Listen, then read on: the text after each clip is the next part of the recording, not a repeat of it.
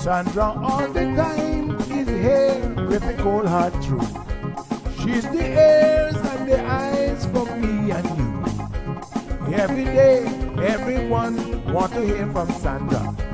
And every time on the air, she's getting better. So tell your sister, tell your brother, tell your mama to call Sandra in the morning and in the evening. They always calling Sandra. And when they start fighting, they calling Sandra.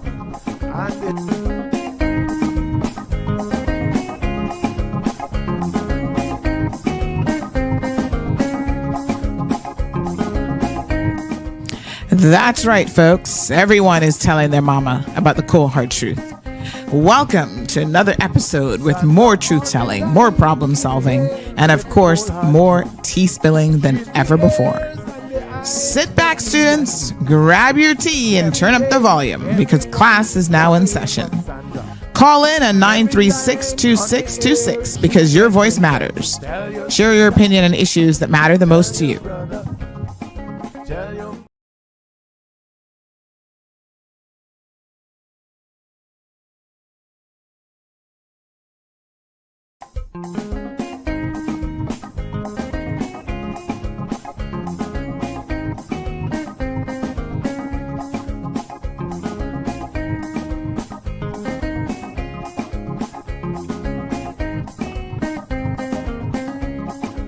Sandra all the time is here with the cold hard truth. She's the ears and the eyes for me and you. Every day, everyone want to hear from Sandra.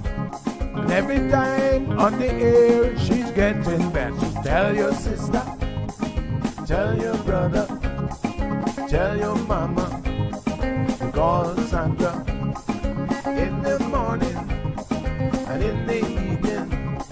They always calling Sandra. And when they start fighting, they calling Sandra.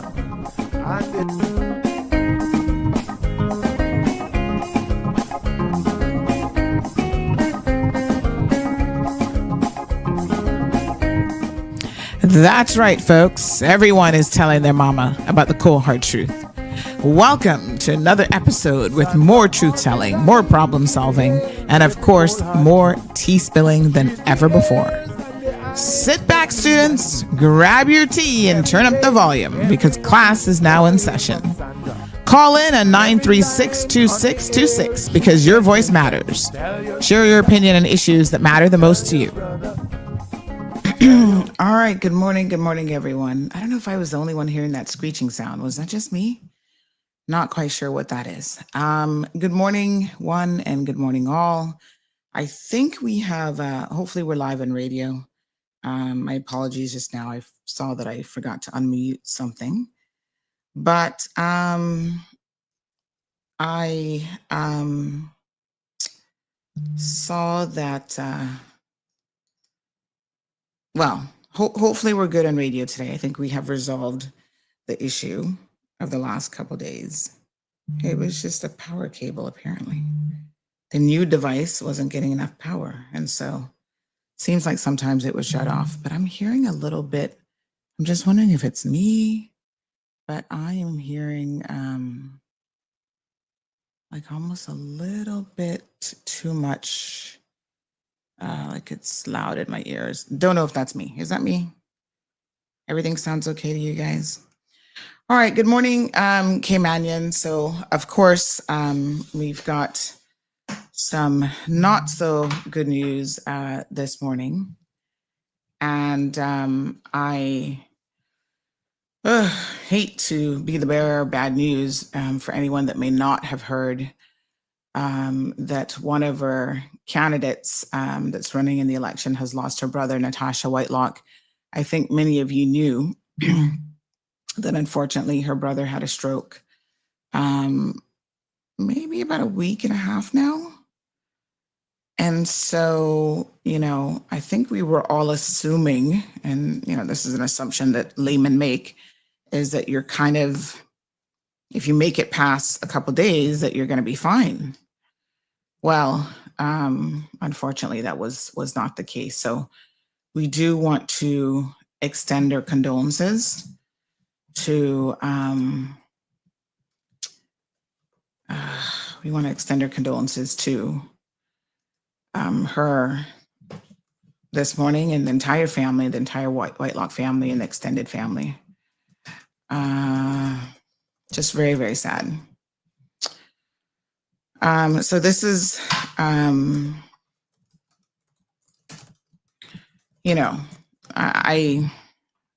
you struggle when someone has lost a loved one for words that, especially at this time, that would, when I say at this time, I mean when it's so fresh, you struggle for words that really convey your sympathies for their loss. It's, you don't feel like there's anything that can comfort them. And in fact, when the word came in last night, she was still on stage at the TCCP rally. And so life has a way of throwing you some serious curveballs. Let me tell you something. Wow. Timing is crazy. So, I'm sure she's with her family. And I just want her to know that all of the Cayman Islands is thinking of her and the family this morning, keeping all of you obviously in her prayers and, thoughts. I'm not sure what else to say, really. Of course, especially to her mom, because it's, one of those really, really difficult things. We have a saying that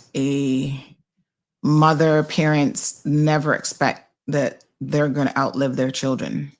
We think that there's a bit of a natural progression of things, but of course, life does not work that way. And so I can't imagine as a mother, how she must feel.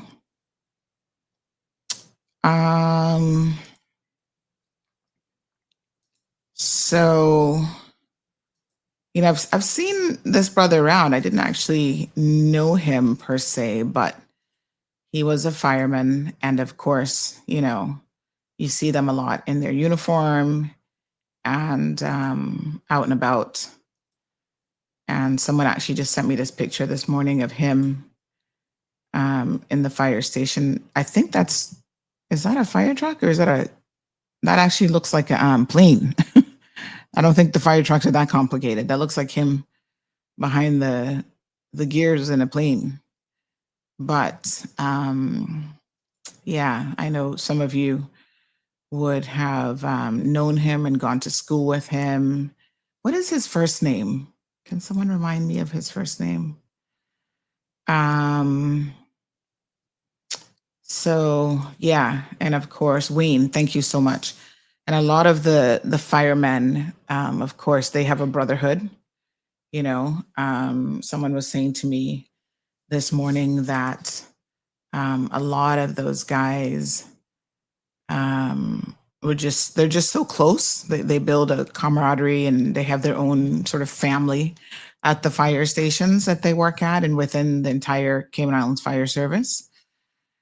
And yeah, so our condolences to them as well, because no doubt they also would be,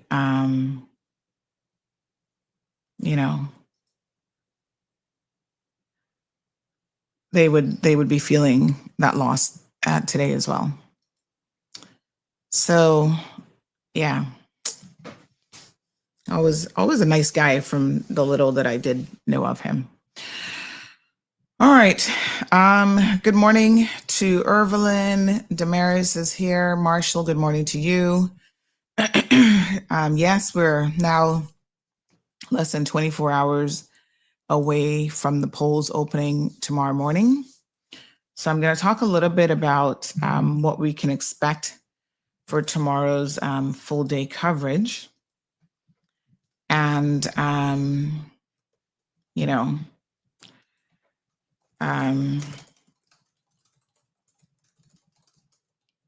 we have months leading up to this, so we're finally here.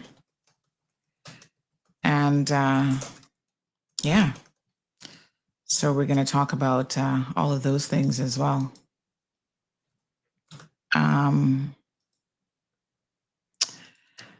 So there we have it. I guess if you haven't made up your mind, you got a little bit of time left to do so. Good morning, Miss Marjorie. How are you? Good morning to Miss Gina. Miss Lucille, good morning to you. She's tuned in most mornings, joining us from the UK. Jasara, good morning, my dear. Thank you so much, Irvelin, for confirming I am loud and clear. I don't know, I heard a little bit in my headset, but I just adjusted some of the volume settings here. So hopefully this new device is going to be working now. You know, yesterday when it had the outage again, I took a picture of what was on the screen and I sent it to my, I sent it to the company. They actually have very good support. So helpful when you have tech issues, and the tech companies have great support because makes your life easier. And so the guy immediately looked at the screen and he said, oh, there's like a little lightning bolt on your screen. And that means that there's an issue with the power. And I thought, an issue with the power? What does that mean? So it turns out that, you know, a lot of these devices now have what we call USB-C cables. So Marlon had plugged it into a USB-C cable that I think is running to the computer, but it wasn't enough to power up this device. So some devices require a little bit more power than others. And so then I was scrambling, trying to find the power cable that came in the box, didn't realize which one it was. And anyway, we eventually sorted out. The little lightning bolt went away. And then we tested it last night for an hour and a half and it was all good. So I think we're good now. Morning, Miss Brenda, Murstar, morning to Jamie. So these tech things, sometimes it's a little stuff, you know, like it would work. So I didn't think that there would be a power issue. And lo and behold, the power wasn't enough to sustain it fully, but it kind of worked most of the time, which is weird. Mr. Amelia, one of the candidates. There's lots of candidate rules, folks. Please, please, please don't be a Michael Miles. Don't break any more of the candidate rules. Know where you're going, know what you're doing.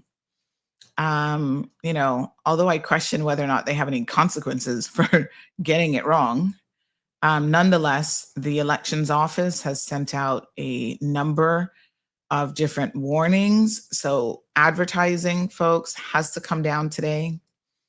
Make sure you know by this evening. Those things definitely need to come down. They have an advisory that they issued yesterday afternoon, late afternoon, about campaign material. So it says here, the elections office reminds all candidates that all candidates and referendum stakeholders. So I'm glad they said that because I was kind of wondering about this actually. All those yes signs, all the no signs, it all has to come down by today, before tomorrow. So I guess you got up until midnight. So please ensure that you are in compliance. Now, those vote yes people, they had them all over the place. So I don't know how they're going to be doing that, but good luck to them. They'll have a lot of time in their hands, I suppose, to get that done. So go out there and remove all signage. Candidates, this is your responsibility Tomorrow, we will pretty much have all day election coverage. Of course, you guys know that this is your election headquarters. And we have been, since really the last election, on the forefront of election coverage. There are things that we know that nobody else knows.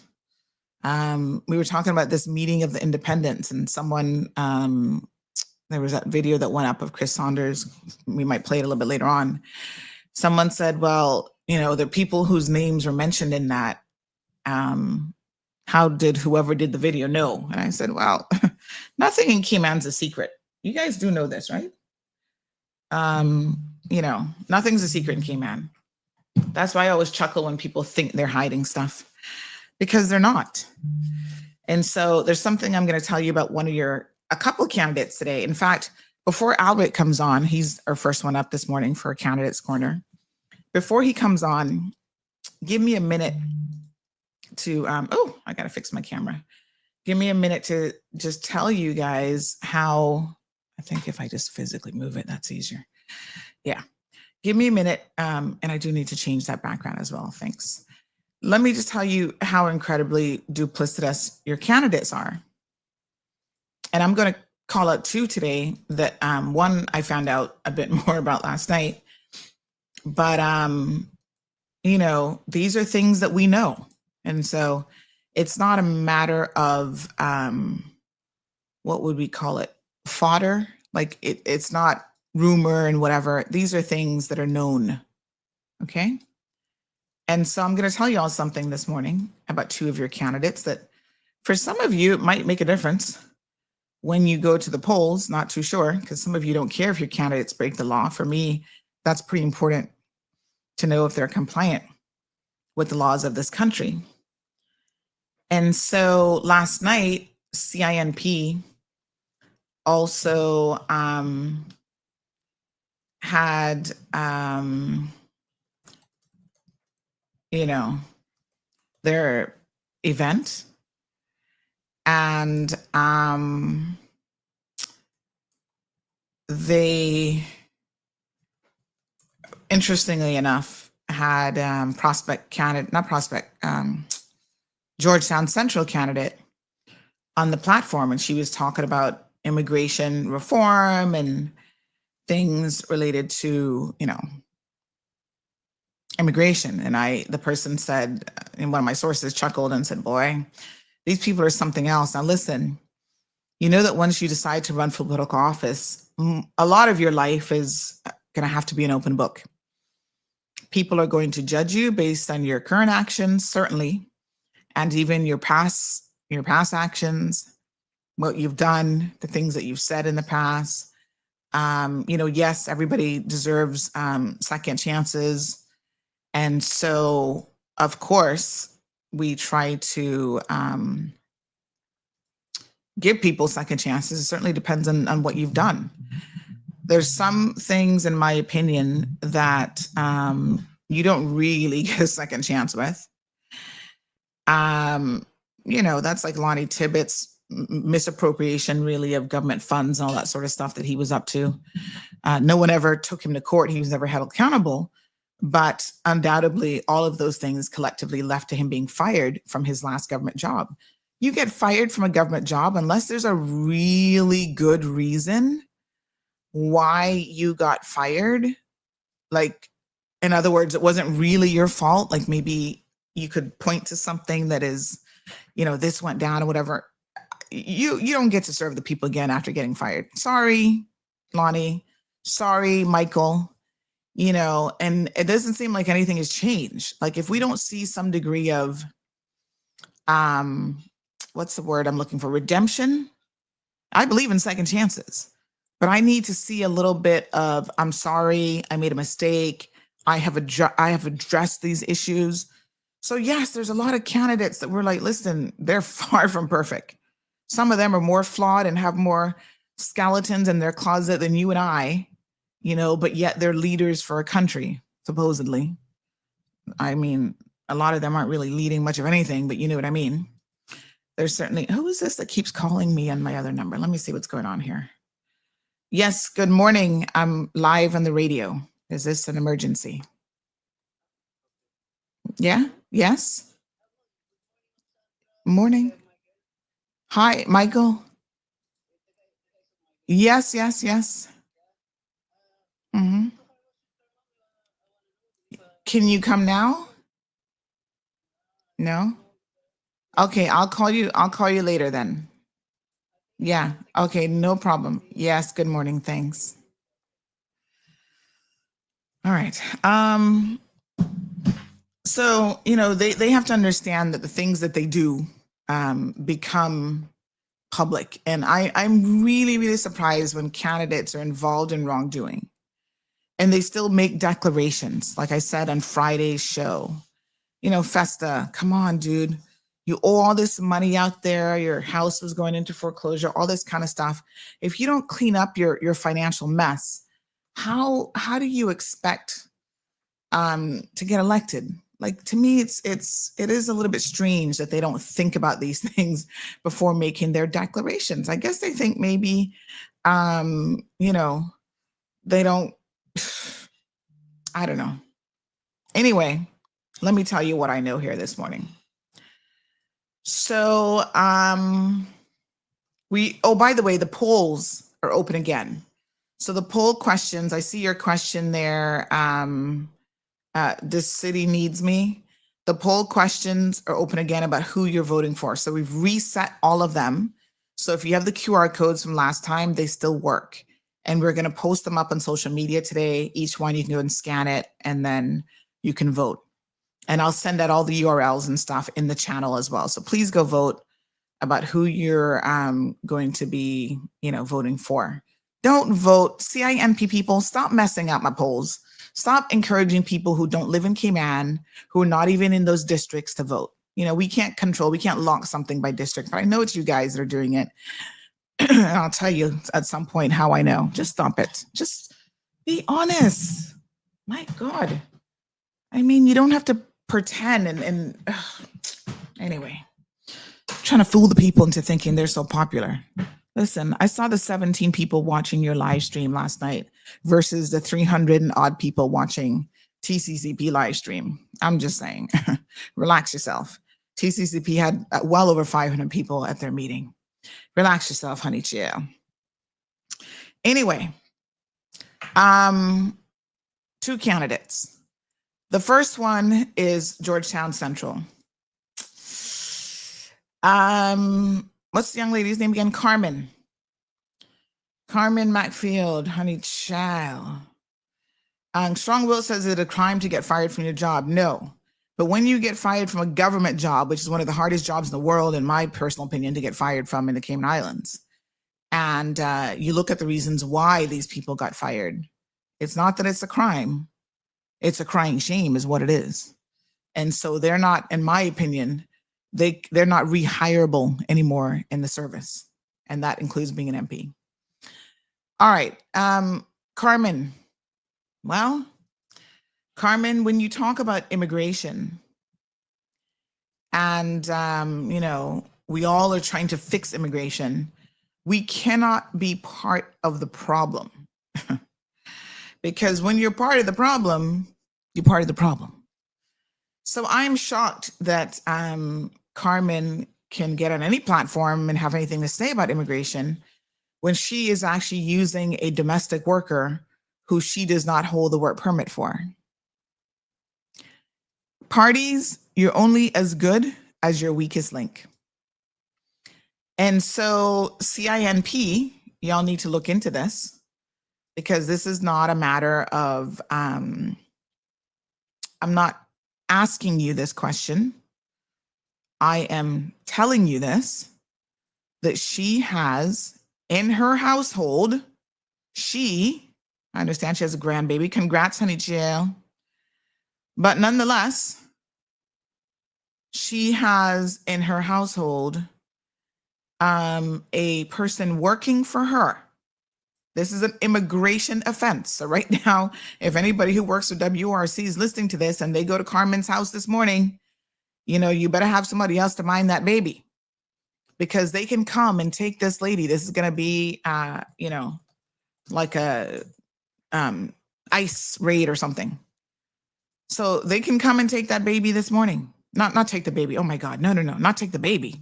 Take the helper. So, yeah, I'm just saying that's against the law. That's an immigration breach. You don't do that. And you certainly don't do it when you're going to be running for political office. Listen, I've had domestic workers before, and they're like, oh, Miss Sandy, the last person I was working with had me pay for my work permit. I'm like, that's illegal.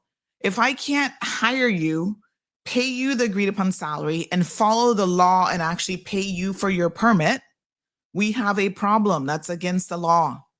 And I say to them, the same way they can break that law, they're going to break other laws, including they're probably not going to pay you at all. So that's the first one. Carmen, shame on you. Go and get a proper work permit. The young lady from Baraka that you have taking care of your child, you need to sort that out.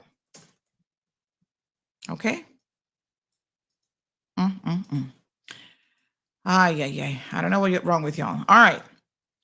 The next one up for expose this morning. Breaking laws again.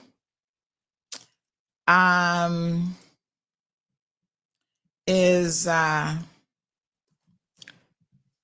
what's his name there in Newlands? Come on, step on through.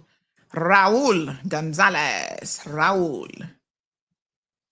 Well, Raul, you need to explain to the people why your pensions, Ready Mixed Concrete, that's his company? I didn't know that. Ready Mixed Concrete, you owe a ton of money.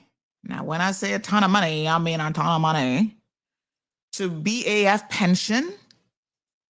Yes, for not paying pension for your workers.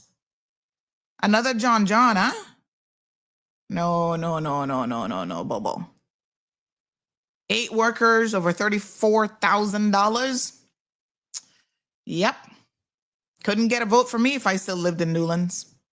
Sorry, ain't gonna happen. Follow the laws of this country. They are there for a reason.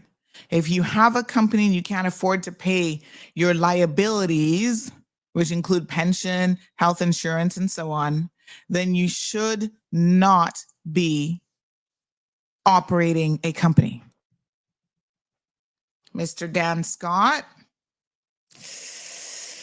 Oh boy, am I going to call you out this morning? Well, yes, I'm going to call you out this morning.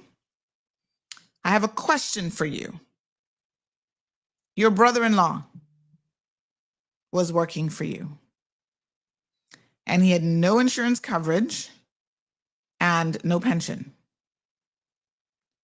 I'm asking why that would be the case. Because if your brother-in-law is working for you and you're paying him a salary, even though he's your brother-in-law, are you still not obligated to pay his pension and health insurance? And I mean, the poor guy isn't in the best of health. God knows he needs that insurance policy. So I'm just saying, he's not working for you currently, but he worked for you in the past. And there were other family members who were quite perturbed and upset that you were not paying him any pension or health insurance. Because, you know, when he drops down, what's his name again? Oh, Lord. What his name is again?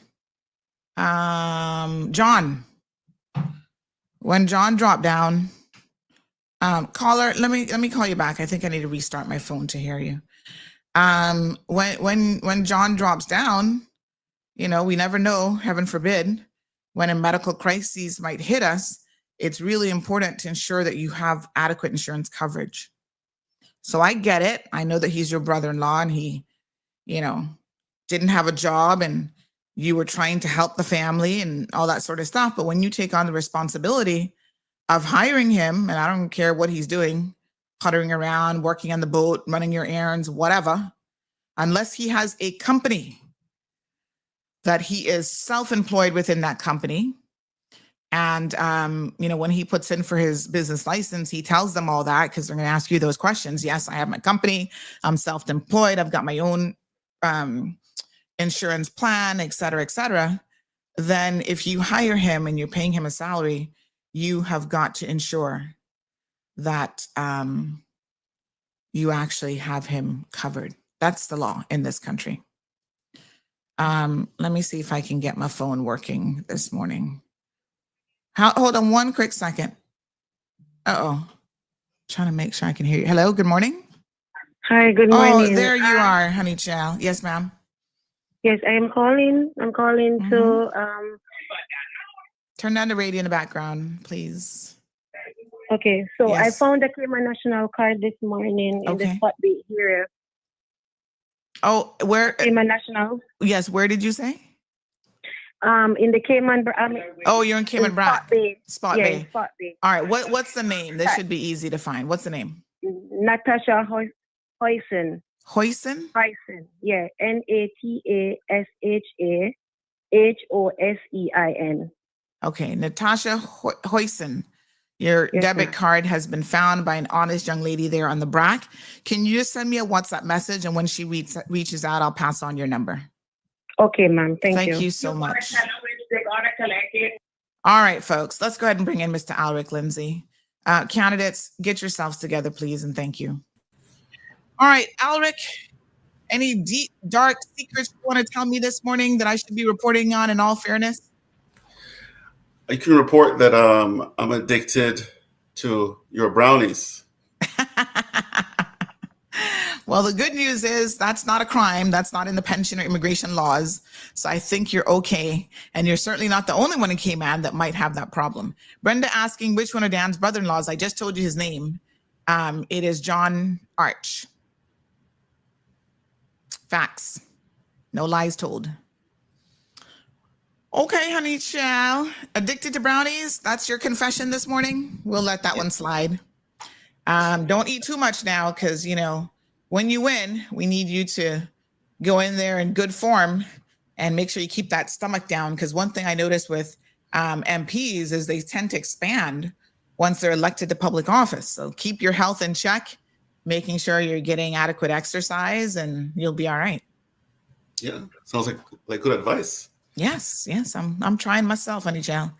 The funny thing is I don't really eat my brownies normally. I bake them and I give away as quickly as possible because then it's too much temptation. Alric, you're in the home stretch now. Tomorrow is election day. How are you feeling? Feeling very positive. Going door to door. People have very positive comments, and the main comment is that I'm the only person who offers any substance.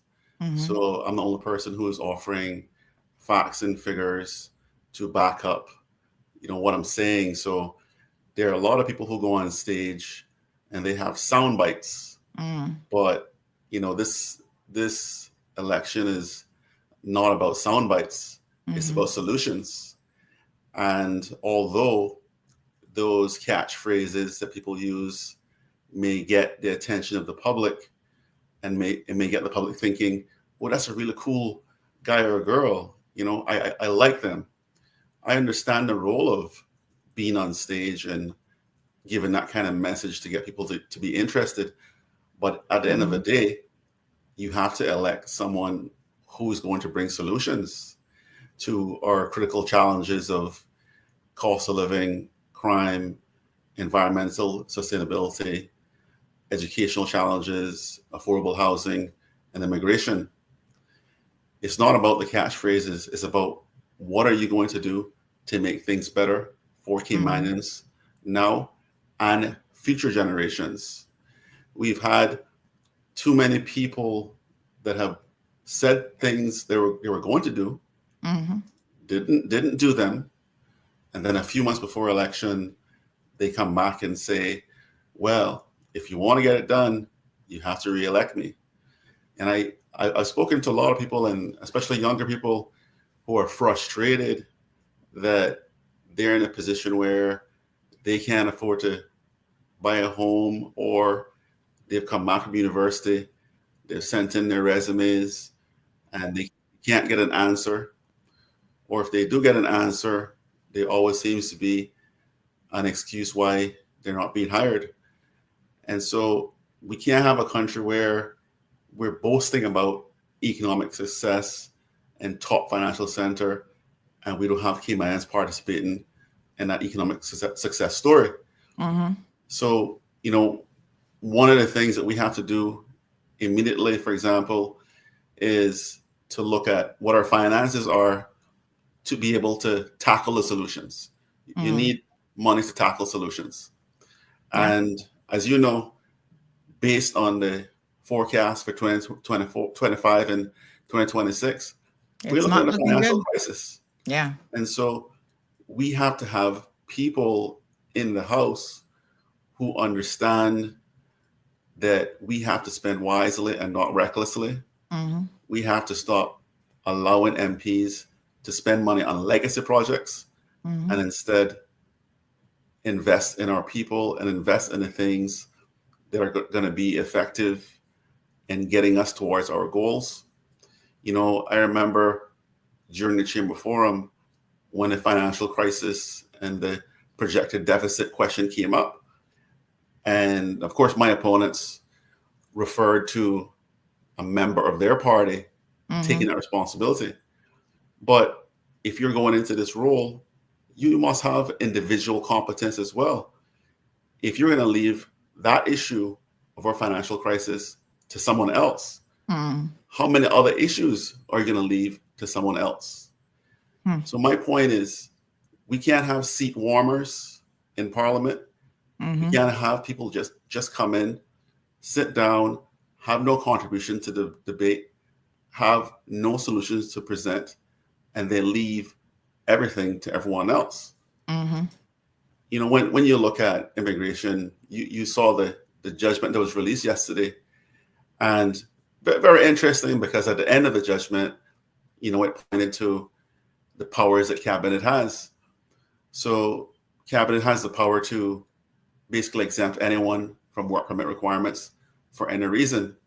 And the reason that is important in terms of the judgment yesterday was that if someone doesn't get the 110 points that they need to get permanent residence, we have an existing power of Cabinet that says all of those people can now send an application to Cabinet and ask Cabinet to waive their requirements for work permits and allow them to continue to reside in Cayman.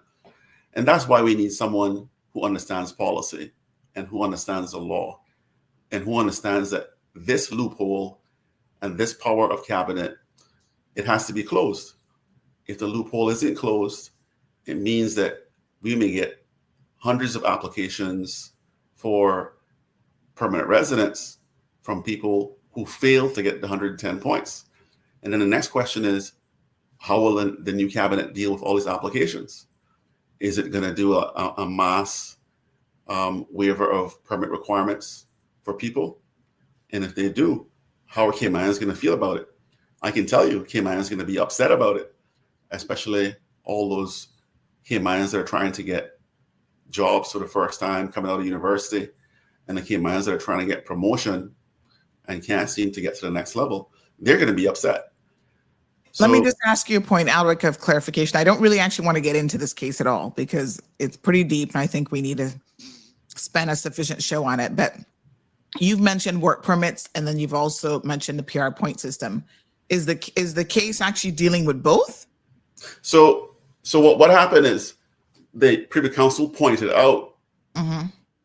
Okay, to take a step back, there was an argument. Okay, let me stop you there. No, I'll make it real simple. I'll make it real simple. I kind of wanted a yes or no answer. Did the Privy Council actually deal with both work permits and PR points? Because I thought it was a PR points case. So it deals with both because... Okay, stop right there. Stop right there. I don't want to know anything else about it. because we're going to go down that rabbit hole and we're not going to be able to pull ourselves out. Yes, So, I actually, you know what? We will be able to pull ourselves out of the rabbit hole. We're gonna talk about it another day. I want to do a focus show on that. And so today isn't the day for that, though. Today is the day, and we get your point. Your point, simply put, is there are complex elements to legislation.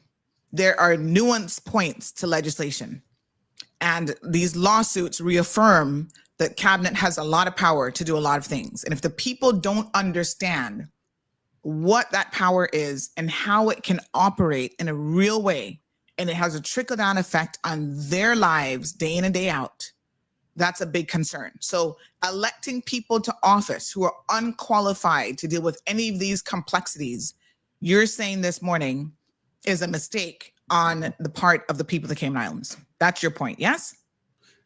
Yes, that's why you must be careful that you elect people who are actually qualified, who understand policy, and who understand legislation, who could make the right changes in your best interests. All right. And, there's an argument. People go to the polls, and certainly you have people, the question becomes, okay, what are the qualifications of a candidate?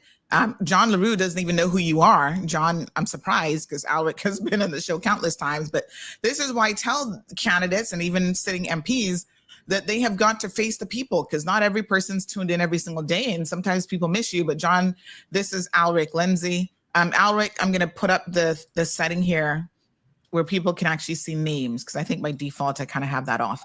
But yes, this is Alric Lindsay. He's running for Georgetown South. And so, he is a candidate. This is not his first time running. And he's saying, and talking about this morning, why he is the better option for the voters in Georgetown South. So let me put his display name. There you go. And so you look at a person's qualifications, what makes them qualified for the job, both perhaps in an academic and professional sense, but also their character, because to me, those qualifications are sometimes more important than the academic qualifications. So are they trustworthy? Are they honest? In fact, we have a list, let me just find it, of the candidate qualifications that some months back, you guys will remember, we went through and made a very lengthy list of all of the things that we wanted to see in our candidates, what attributes were most important to us. So, obviously Alric is saying here this morning that one of the attributes that you guys should be looking at is indeed the qualifications of your candidates to understand complex legislation and to really go in there on behalf of the people and be able to make meaningful contributions. Because in lieu of not having all of that, you just sit there and you toe the party line and you do what your party leader tells you to do. And there could very well be some issues in relation to, what your party leader has for an overall agenda. So we know that under the PPM and progressives, as they call themselves now, leadership, they were not always the best looking out for the interests of the people of the Cayman Islands. Everything from giving concessions that no one really followed up with to giving away a lot of residency and status grants. So Alric, we know that you're pretty well qualified. You have a law degree and you're also a CPA. And from that perspective, I don't think that we have any concerns. Tell us now, as it relates to other traits outside of professional qualifications, things like, shall I just do some rapid fire questions? Because I think this might be the best way to just get you to answer yes or no. Yes. Rapid fire? All right.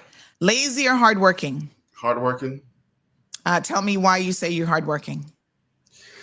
Well, I'm responsible for oversight of over 40 entities. It's consisting of a few $1 billion in assets.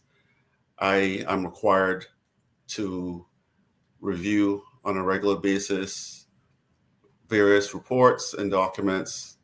I'm required to spend a long time going over this stuff. I'm required to make sure that we are in compliance with laws and I have to look at each entity to determine that they're operating in accordance with their constitutional documents.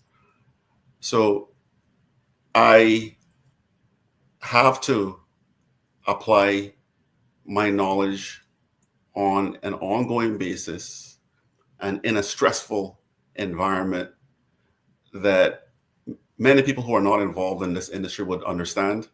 We're always open to high liability if something goes wrong. All right. So that's I always a good enough answer. All right, we get it. All right. And then in addition to that, you are very much involved in your community as well. So let's talk about, you're juggling your professional life.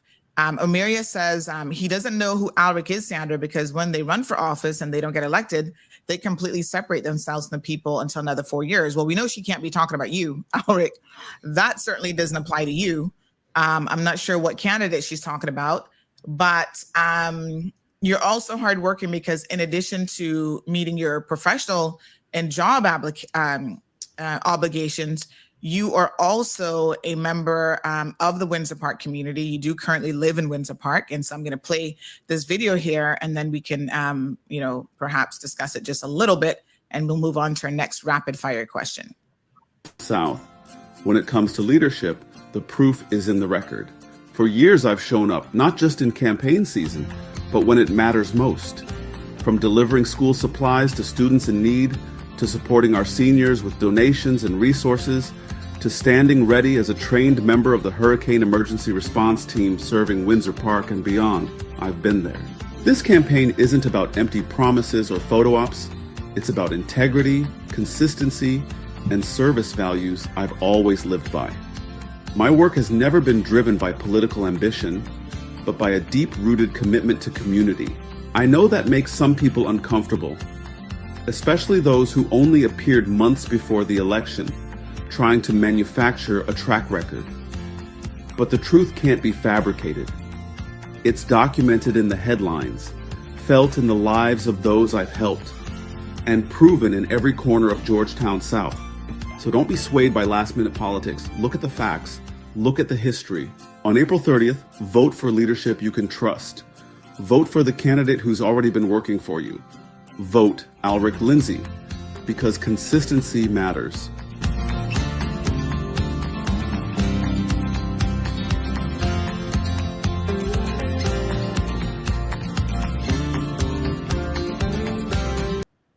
All right, so that was the AI sample. We do have the one with Alric's actual voice that I'll play again. But Alric, so my apologies for that. I selected the wrong one. So yeah, I mean, long and extensive history. I know Anthony's like, where Alric get that accent from? Anthony, it's AI. The real one is don't worry, we have the real one with his real voice. We were just testing something. But Alric, people say candidates disappear. Have you disappeared over the last 4 or 8 years?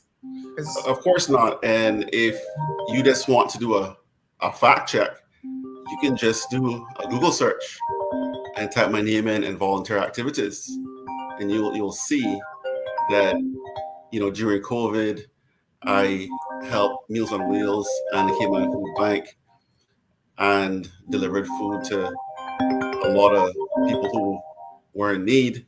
I also used my own money to purchase chicken and other stuff for Christian, who is the chef at the wharf, to cook food for Caymanians who need it during COVID, and been involved with Meals on Wheels as well.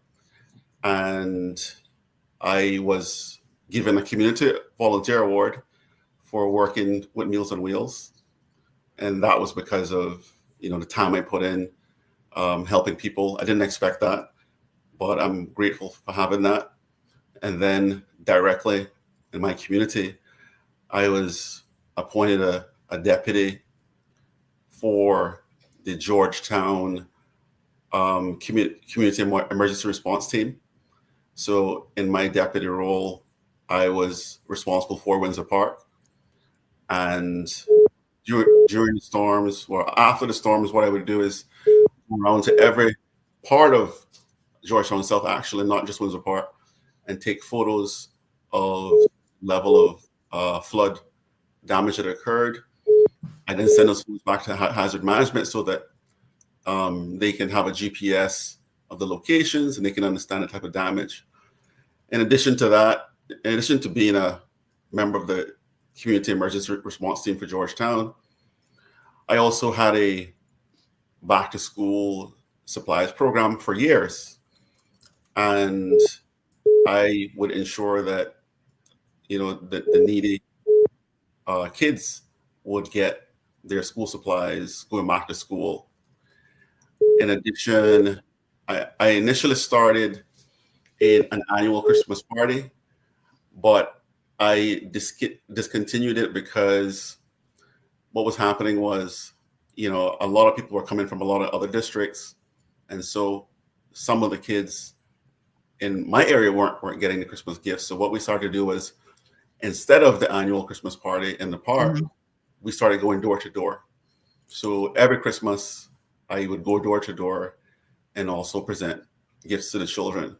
In addition to that, I donated to the K-Mankind Action Committee, and that committee used the donations to set up arts and crafts club for seniors, to do activities for seniors. So overall, over the past couple of years, I have been involved in the community, even though other people are saying I'm not. And the interesting thing is, some of the new candidates, nobody has ever seen them in Windsor Park doing any community activity. And it's only during 2024, when we start to have some storms, that we see people appear with plywood and appear with materials. Right. That's because they knew they decided to run. Yeah, they knew they were going to run for politics, and so we see evidence of that because those same people then used the videos from last year to try to make it seem that they were always involved in the community. But if you ask anyone in Windsor Park, they'll tell you that they never saw those people before 2024. Right.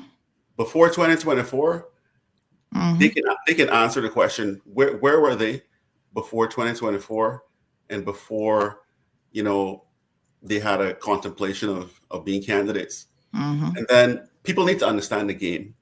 And the game is this. When these people decided that they wanted to be candidates, then they start to reach out to people in the community that they knew were involved. And so one of these people, for example, arranged meetings with the National Roads Authority, with the Commissioner of Police, and then they pose for pictures. So after you post pictures, then you try to give people the impression that you've been there all this time. And it's simply not true. Because if you want the facts about me, it's all in newspaper articles. It's all been published in the headlines. So if you try to do that with other candidates, you're not going to see that, right? But you're going to have to claim from the photo ops that it just appeared last year, and then within the past couple of months, you have to claim that they've been doing so much. But look at the person who's been there the whole time, and the person who's been contributing to charitable organizations to help the community, the person who's been there liaising with the Community Emergency Response Team members to make sure reports are made, back to the hazard management team.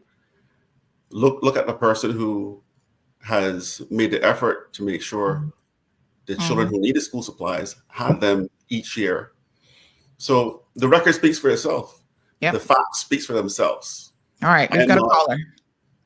Yes, caller. Good morning. Good morning, Sandy. Yes, morning there. Unfortunately, I don't have access to a radio, so I don't even know if you have panelists or whatever. Yeah, we have some guests in the studio. Yes. Okay. Good morning to your guest, and good morning, Cayman. Morning. I just want to share something really quick, and it's so funny. I just pulled into a parking lot, and when I got out of my car, a bird flew and landed on a branch right behind me, and I'm going to try to imitate the sound that it made. And then I'll tell you what it was afterwards. Okay. Listen. You heard that? Yes, sir. It was actually TCCP. A bird. Okay. A bird said. So what's the bird telling you? To vote TCB. TCHT. Oh. Okay. All the way. I'm a good one. Oh boy. Even the birds know. Even the birds know. Lord have mercy. All right, my dear. Thank you so much. Welcome, bye. Yes, in the midst of it, we need a good laugh. So lots of people obviously confirming what Alric is saying. You know, Leroy says respect Alric. Lindsay, Ms. Lily says go Alric. Natasha says vote number 2 to get Alric through for Georgetown South. Dr. Wilton McDonald II says respect and good luck, Mr. Alric. A euro more. A new Black history book is needed. After tracing much of Cayman's Caribbean families, only the Black families tie back to Europe. That's interesting. The other links back to the Ural Mountains. I think this might be a little bit off topic. We're going a little bit deep there, but thanks for sharing that. Let me see. Mirstar says the only candidate that disappears like that is Perlina. Well, she's not the only one that you can make that argument about, but people do say that about her. Debbie says, vote for Alric, Georgetown South, from a South Sounder. You would have my vote. Natasha, Alric has always been present in Georgetown South as a civilian. So again, Natasha actually lives in the area, so she should be well placed to know. Where is our chart that you were working on to show each candidate running in each area? Oh, well, that's on the elections thing now. But we can put it in a chart form if you want. Mr. Amelia say, grew up seeing Alric in the community, just like my mom. He has my validation. Lemon Drop says Alric Lindsay for Georgetown South. Voyager says it's already floors me how the meme, what does this says? The meme litmus test in Cayman for a candidate to prove that they do the job is to be out in the community, i.e. spoon feeding and catering to people's needs. Sad. Lavana says, I can't vote for Alric, so don't come for me, but I can confirm that he has always been in Windsor Park. He doesn't need to take pictures of everything that he does. He gives the people respect, and that's my 2 cents. Morning, Charlie.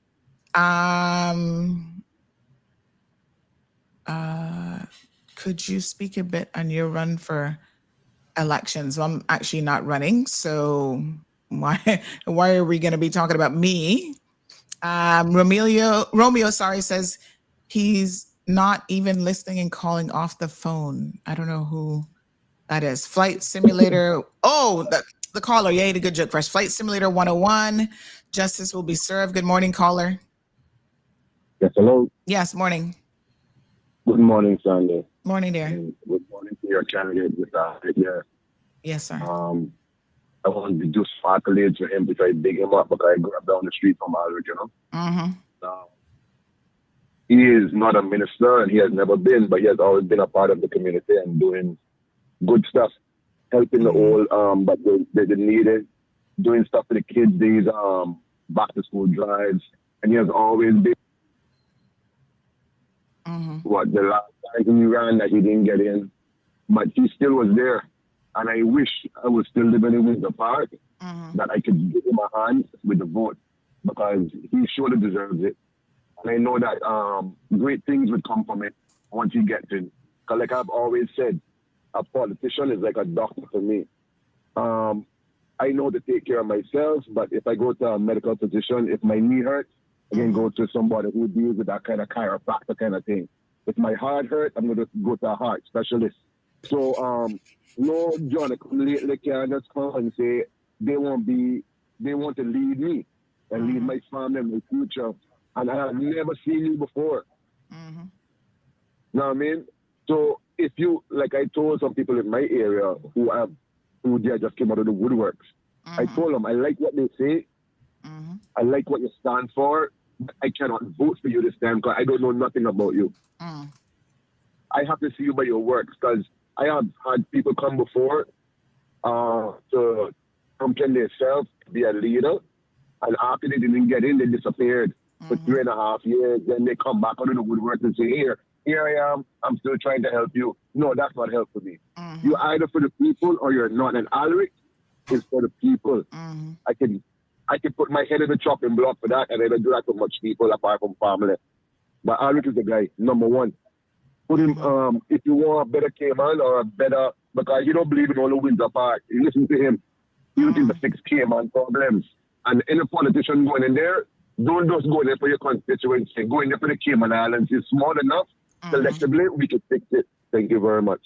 All right, my dear. Appreciate it. 936-2626 is the telephone number. So quite a few people, and you're known by, and I think this is important because when people can vouch for you, here's another listener to the program says, good morning, I'm Sandy. Please say this for me without my name.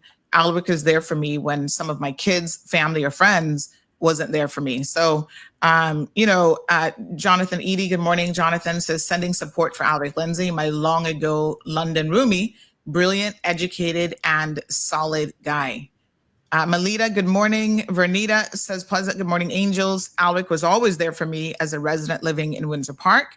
And Miss Ruthlin, Dr. Ruthlin Pomeres says, I wish I could vote in your area. You would have my vote. So, lots of people, especially when it comes to this particular area, as it relates to,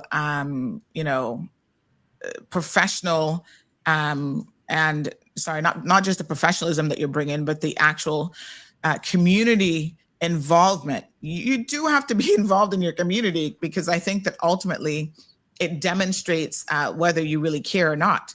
So, it's easy for people to live their lives and live lives in isolation. We see, for example, the progressive candidate. He has lived in Windsor Park. I actually thought he had left Windsor Park after he sold his house, only to be told that he still lives in Windsor Park. And the average person in Windsor Park, they're like, they don't see Craig Frederick. I mean, he must do a quick in and out. He must take I don't know which route he takes, Walker's Road or the other side, but no one can say that they see him being involved with the children, involved with, anyone really. So there you go. So Charlie, again, fixated on me. Again, Charlie, the day before the election, what I did, 20 years ago, 15, 20 years ago, really seems to be neither here nor there in terms of politics. Really and truly, it's not about me. Yeah. I want to just say that, as you know, I'm not a person that likes to do those pictures or videos. But what was happening was everyone was saying, what is it that you're doing in the community? And as a result, I had to take the pictures and the videos to show them what I was doing. And then I don't like doing that because you're highlighting people's struggles. Why I spent most of my time in private, helping people that may have had a small business that needed assistance, or, helping someone to get food that they needed, or helping someone to get an interview for a job, or helping someone to avoid eviction from their home from the National Trust. We know that story. So there's been a lot of stuff that I've been doing. And it's because of this whole, I would prefer that we do things to lift our community and to lift our country. And what is happening is that previous politicians have set such a low bar. So previous politicians, instead of lifting them up and lifting communities, they've basically given people breadcrumbs and basically asking people to beg them for stuff. That is not the Cayman I want to see. The Cayman I want to see is our Caymans being lifted and our Caymans participating in an economic success story instead of observing success. So I just wanted to clarify that I'm not really one to take the pictures and videos. The only reason I did it is because there were all these people saying, "What is it that you're doing? Can you show us what you're doing?" No, that was really the only reason. Really something else when you think about it. But thank you so much, Alric, for that response. Let's do a couple quick fire questions until the next candidate pops in. Let me see here now. Independent thinker or group thinker? Group thinker. That's interesting. Wasn't sure I would. Okay. Humble. Well, group thinker in terms of I'm a team player. So okay. I'm an independent thinker. Yes. But I think about the overall impact. Okay. All right. I got you. Caller, good morning. Welcome to the program. Good morning, Sandy, and also Alric. Morning, dear. Good morning. But I know him. I know him in person. He touched a great point this morning about Caymanians overseas coming back and can't find job. There is a Caymanian born girl actually in my arm every day. I push her, I give her all the encouragement to make sure she has something in her head when she go back home. She have kids, yes. She don't want to come back there to go to NAU to beg for things to feed our kids. And now she's in the medical field. Well, professor, and now she's trying to get a job back home. And she's been spending money, sending paperwork back and forth. And all you're doing is running her around. So she kind of confused because she wants to come home. You understand, and work there. So she tried to get a job before she, come home. And now they're just ringing her around. She come to me the other day, she was complaining. I even give her the number for calling. You understand? Right. They can't do that. Yes. They cannot do that. They must find work for the children. Yes. Thank you, my dear. Okay. Yeah, I mean, part of this will obviously be policy, which if elected, you will certainly be in there doing that. Lily says, vote Alric Lindsay tomorrow. Ms. Vernita says, Alric, you're all work and no talk. Some of them are all talk and no work. Ms. Joyce Sand, pleasant good morning to you. Melita says, Windsor Park peeps do the right thing. This go round, please and thanks. Alric has proven that he is the one. Strong Wilt also says, I pray that those white folks in South Sound vote for Alric. I know Windsor Park people is sure South Sound is what I'm worried about. So let me say this, which is kind of an interesting, and Strong Wilt, it's interesting that you kind of divide Cayman along, color lines. And those of us who have to be honest, we understand what Strong Wilt is saying. But the funny thing, in my opinion, is the South Sounders that are more likely to vote for the lighter skinned Caymanians or the Caymanians themselves. South Sound is now full of a very diverse group of individuals. So there's a lot of newer Caymanians who have been here maybe 10, 15, 20 years. And I think, just my personal opinion, that those people are more likely to support Alric because a lot of them are in professional services like him. And they know the work that he has done with organizations like Protect Our Future. What's the other organization? The environmental one, Alric? Well, Plastic Free Cayman. Yeah, he's done stuff with them for years. He goes out there and picks up garbage. He does, he's very, very supportive of them and their initiatives. And he's shown that he's someone who cares about the environment. So Strong Will, the newer South Sounders, the newer, status grants, newer Caymanians, I think that they're more likely than not to actually support Alric, which is kind of interesting. I don't think there's not a whole lot of traditional Caymanians in South Sound. I kind of say that with a grain of salt. But yeah, we'll see. Good morning, caller. Welcome to the program. Well, you're talking to one of them now. Yes, honey, Chad. This is the original. One of the original South Sounders. Yes, ma'am. And we have to be honest, right? I don't think I'm telling anybody, as Strong Wilt has said, we're not telling anybody anything that they don't know. Strong Wilt is 1,000%. Yeah. In fact, kaboom to Strong Wilt. Yeah. As a South Sounder, I can attest to that. But I called in to support Alric, as you know, I have supported him. And Alric, speaking to you, not face to face, but I know that you can hear me. This is Debbie. I have done my endeavored best to convince my family members to give you a chance. And I'm almost 100% convinced that you have at least 4 family members support. I wish you well. I know that you're going to do a good job. And as I said, if I were in South Sound, you would have my support. That is for sure. I don't want to get into anything too personal here today, because being a South Sounder, it's a very small and cliquish community. But they're part of that is running. I think Peanut is running with the CINP. Yes. Nothing against Peanut. Peanut is a wonderful person. I know him personally. Mm-hmm. A wonderful guy.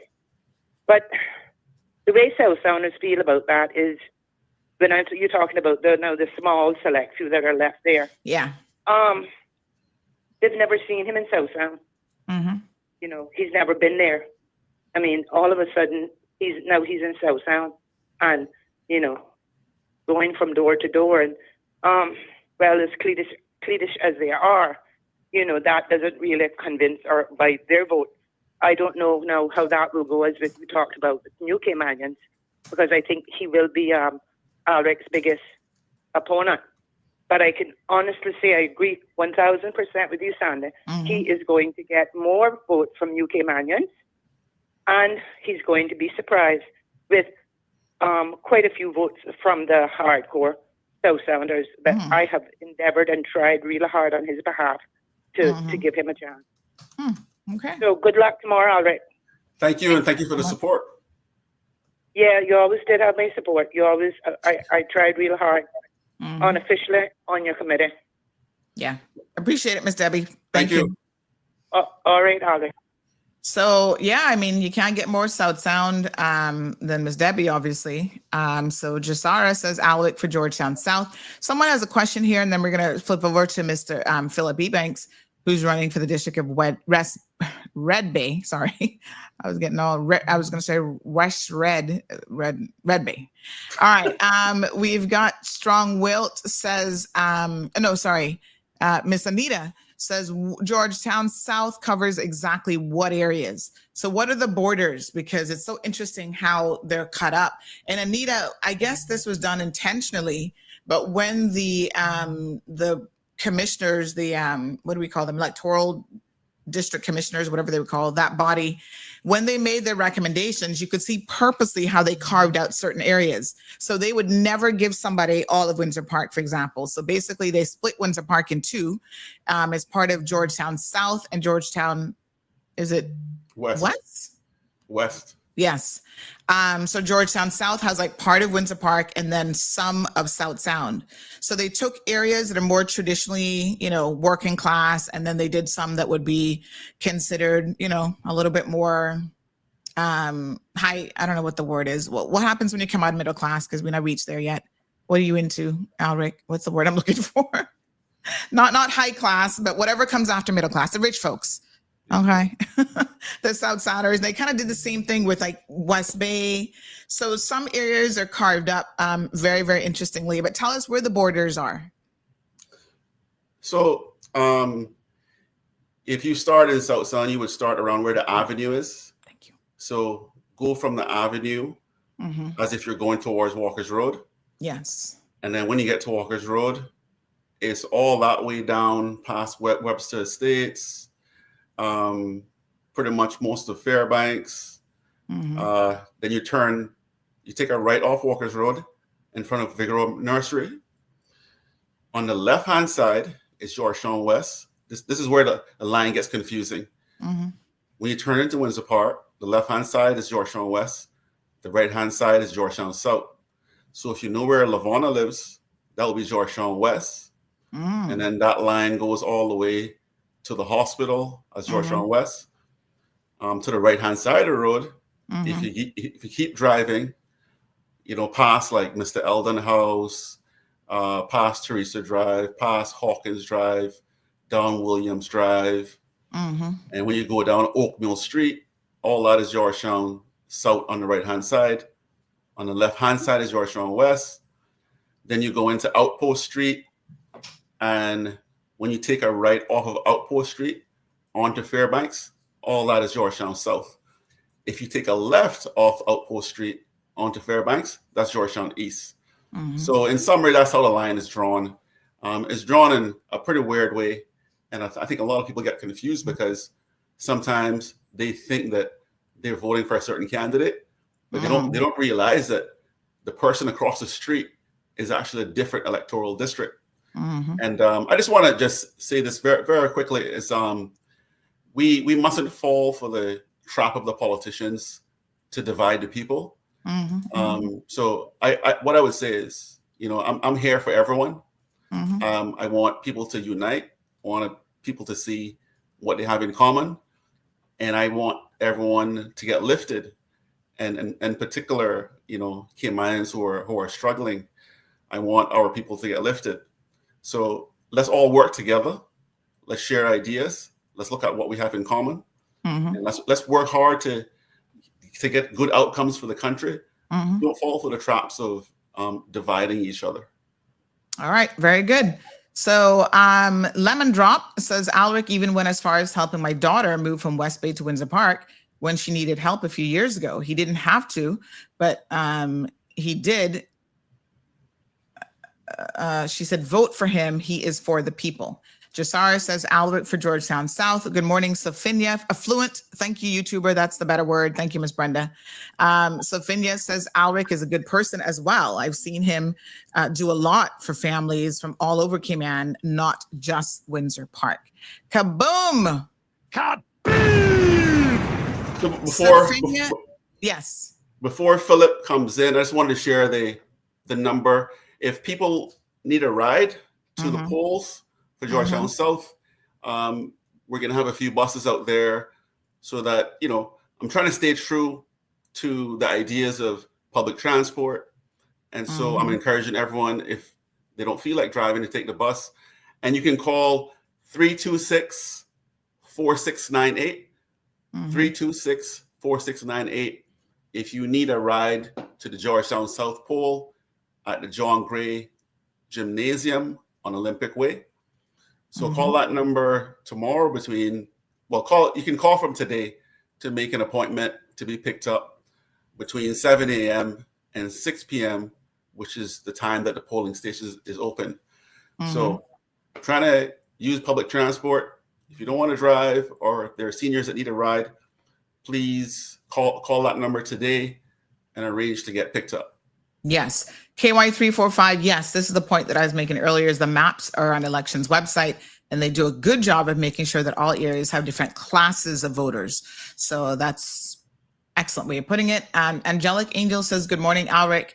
I am wishing you a great candidate. Please do look into unfair dismissal. As you say, we are thriving here. We should be thriving.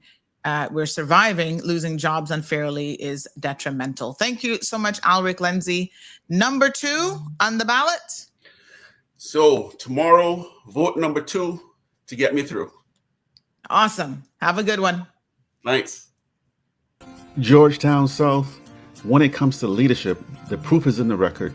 For years, I've shown up, not just in campaign season, but when it matters most.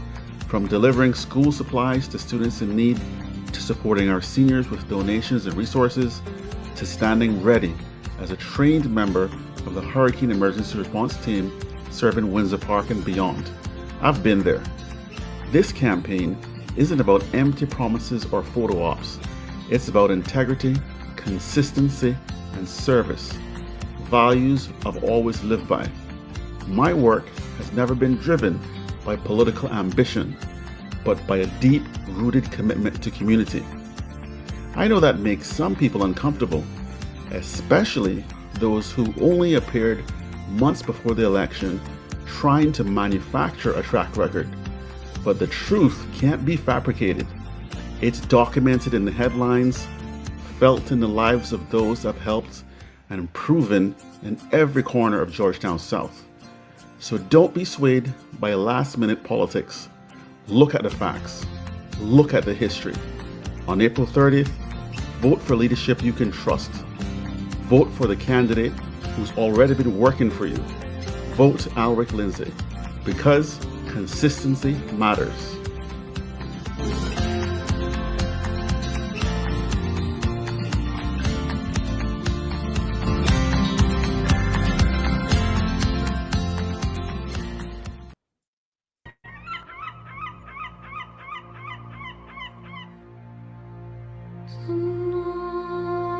This is not about a party. This is not about a candidate. This is personal. Today, I want to speak to the women of Cayman. Don't worry, fellas, you can listen too. This past week, this past several years, every new allegation of misconduct, every headline has made me more sick to my stomach. And sis, I have to ask you, why do we put up with this? This is us we're talking about. Our bodies handled without consent. Our sisters stripped of dignity. This is us. Are we really going to stay silent? Are we really going to let this continue? But this week, we go to the polls. We are choosing who we give power to. Power over our jobs, our social services, our safety, our education, our housing, our healthcare, our children, our future. No matter where you vote, sis, think about the women who cannot speak out. Think about our sisters in the civil service, our vulnerable single mothers seeking government support, our schoolgirls in the government schools. Think of every woman that you care about. And let's choose leaders that you can trust with our safety, our dignity, our bodies, with our lives. We deserve better, sis. We deserve so much better.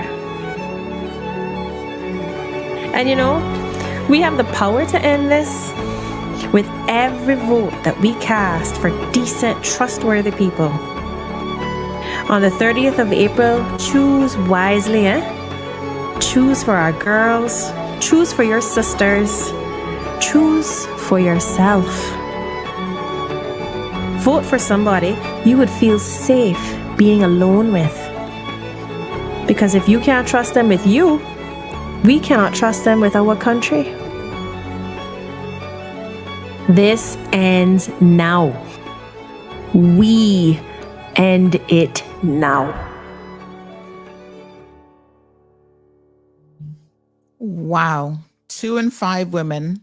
I'm going to just read that last bit because I know, of course, that our radio listeners don't have the benefit of knowing what it says, but it says 2 in 5 women, 39%, have experienced violence since the age of 15. 39%, folks. This is, wow. This video it just dropped this morning, so I'd not previewed it before. And I can tell you that I just have goosebumps watching this because I literally have goosebumps. It is so incredibly powerful. And as a woman who lives in this community, who often hears the stories of everything from domestic violence to sexual abuse and all these things, to have legislators, sitting MPs who fall into that category is extremely, extremely, extremely, extremely disturbing. And Tansy says, wow, that was so powerful and true.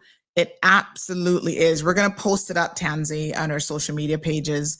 And I'm happy to share the YouTube link as well. But yeah, this is, what a powerful video. Oh my God, I am really taken aback by that because so many of us can relate to having the struggles yourself or your sisters, your aunts, grandmothers, your mothers. You know, every single woman out there knows someone at some point in their life who have endured some sort of abuse.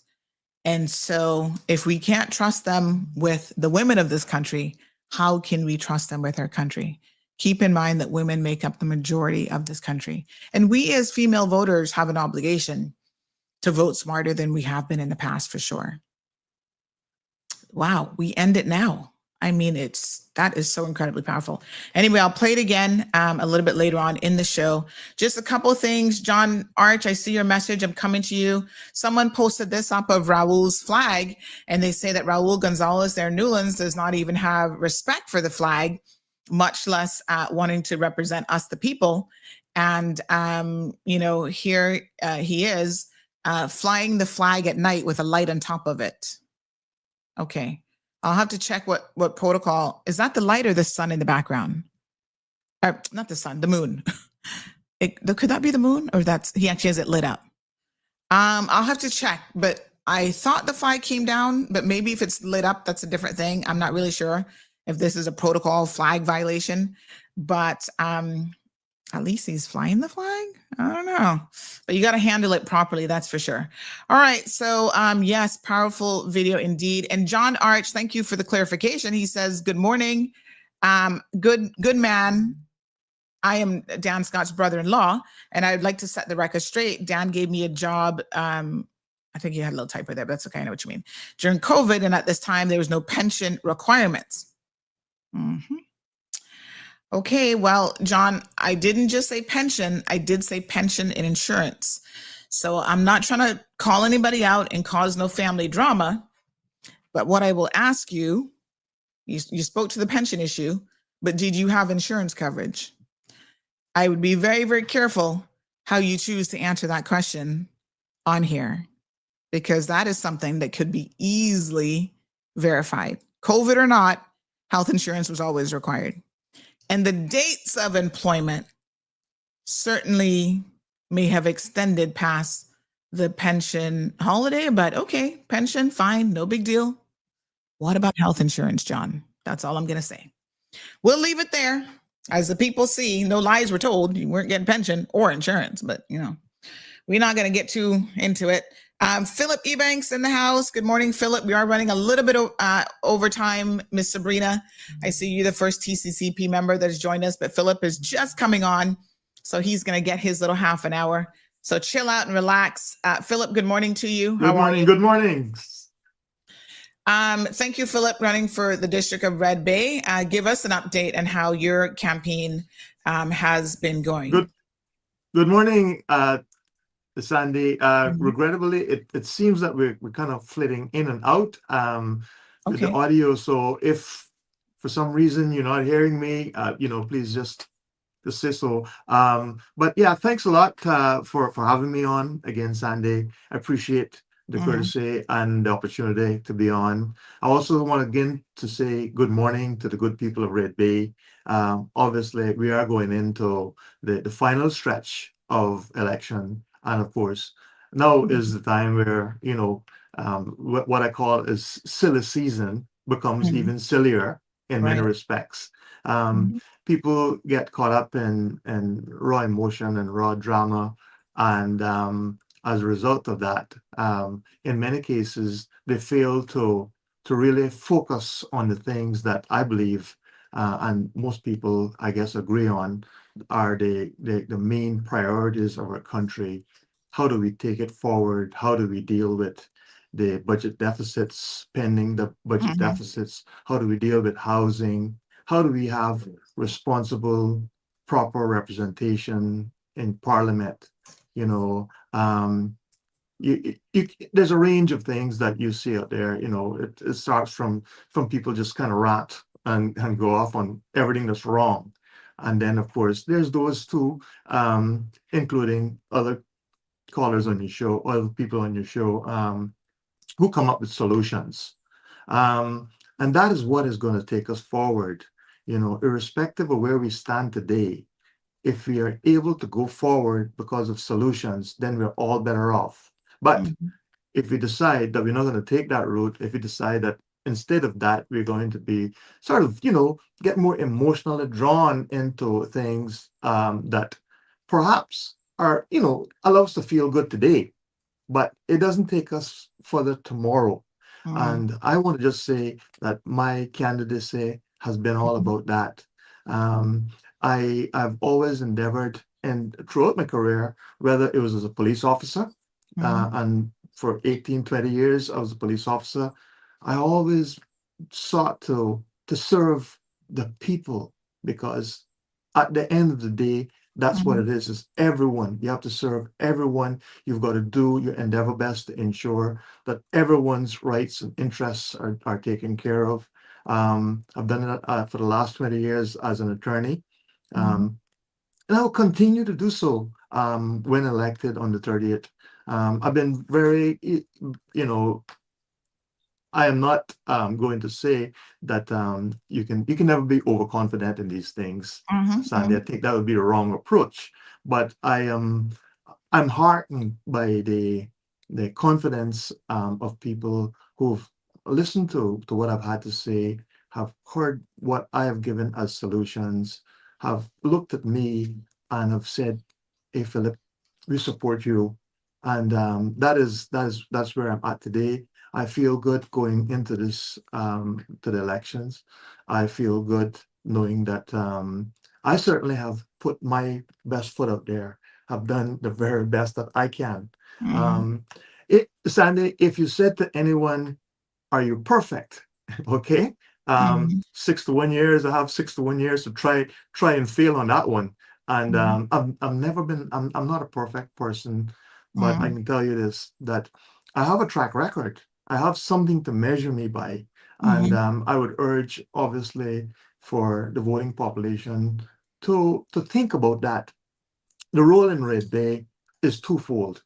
Firstly, it has to do with connecting with the people of Red Bay to provide that constituency office that I have promised that I will deliver within 100 days, to listen to the people of Red Bay and the things that they need to have happen. There's the houses along particular streets which are in deplorable condition. I've already started to look at some of those houses to do something about them. I've already started to look at the roads, at the drainage programs and drainage levels in the area, so that we can get a head start on doing things that matter, getting real results. And I've spent 40 years doing that, 20 years in the police service. I believe I provided very good results there. The last 20 years as an attorney, and I've provided very good results there. I've not only talked about opportunities for Caymanians, but I've given opportunities for Caymanians. I've given it to in every sphere of my life. I've tried to be of service. I've worked to be of service. And if the good people of Red Bay want a person who will provide service and not lip service, then I'll be happy to be that MP. And yes, Sandy, we're here this morning. It's final leg, and so of course, as you know, this is where people come out of the woodwork, and they start to say this and that about different things. And of course, it's not unexpected. And certainly we will we will continue on, because there needs to be one thing, and I've learned this as a professional. You've got to remain focused. You can't let your emotions get away with you. You can't get things that other people that might say about you or against you get in the way of what it is that you have to do as a professional. Yes, it's irritating. Yes, it's annoying. Yes, I'm an emotional creature as well. So I do feel it. But I've also learned as a professional that you don't get guided by, you don't let your emotions drive you. You allow professionalism to focus through, to come through, so that when you're dealing with things, you separate yourself from the emotion, because the emotions mash you up. And I am a professional, and that's what I've always, I always try to put across, and that's where I am, and here we are. And thank you, Sandy. Yes, absolutely. 936-2626. The phone lines are definitely open. So tomorrow, obviously, is the end of the road, as they say, for the candidates. People will go to the polls and cast their votes.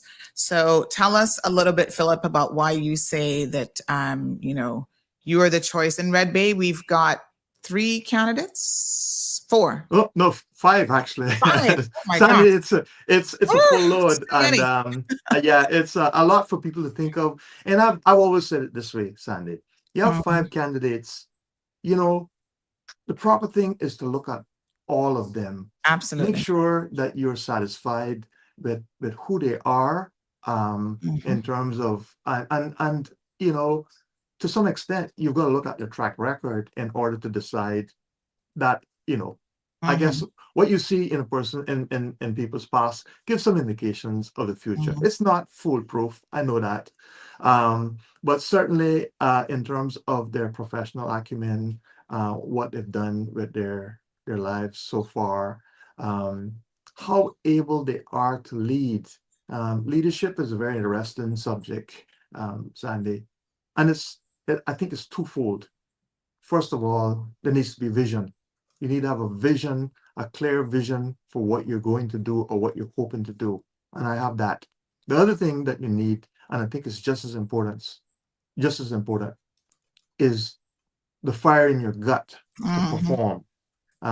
So often we've seen it, many of our current leaders and those who are now retired started off very well. They started off with a lot of fire in their gut. I mean, a lot of these people over 40 years, I voted for them. And somewhere along the way, they get lost. So it's not unusual for people coming into the arena to be more enthusiastic and more fire in their gut. And the people who've been there for longer to have really lost their way in many respects. And of course, coming with that is obviously also the baggage that you carry, you get along the way.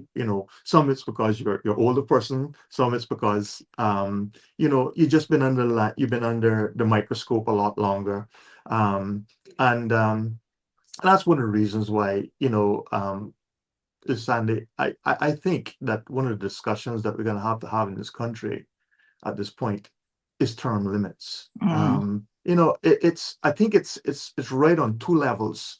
I think it's right because if you're saying either 8 years or maybe even 12 years in order to act as an MP and represent your country, I think that's a lot of time for that to happen and for people to show what they're able to do, and then they should hand over the baton, so to speak, to the next set of people who are there. I think that also would help us well with the whole sort of legacy politician situation that we often find ourselves in. And again, it's a thought for discussion. As I've gone into canvassing, many of the people have just said just that to me. And I'm a listener. I like to listen. I like to understand where people are coming from. And there's a lot of traction on that sort of idea. And these are things that I think, too, that politicians should endeavor to do. Only too often you see that as politicians, it appears that we do all the talking. And today I'm doing all the talking, so I apologize for that. But the fact of the matter is that the listening end of the communication spectrum is probably twice as important as the responding. And no politician goes into the fray knowing everything about everything. I think that's the wrong approach for us to take. I think that perhaps some of the better skills that you'll be looking for when you're looking for who should represent you is their position as a policy analyst, their ability to analyze policy. I've spent 20 years as a lawyer, so I feel that therein lies a good track record, a good level of experience for me to look at different systems, to look at different laws, to decide, what works and what doesn't work. I spent quite a bit of time around immigration and immigration law, so I have a fair knowledge and understanding of that law. And that's an area where I think that our country has really failed to take us forward in. Many Caymanians have just been left behind because of the way that the immigration system, I call it, works.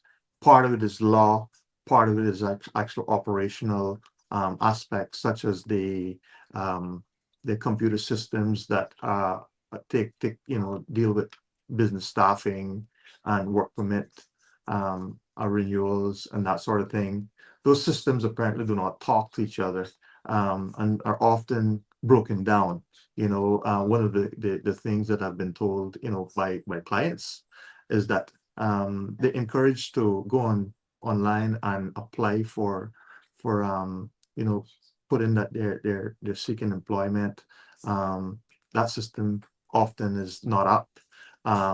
The other aspect of when they work permit renewals and are to be publicized. That's also in a computer system, and that system is also broken. So when it comes to the work permit board, actually granting work permits, they're sometimes doing it in a vacuum, where those systems don't work, and you can see obvious stress in that job. Obviously, there's an employer who's saying, "Hey, I need my, your problems are your problems, but I need to get a work permit because I need this position filled."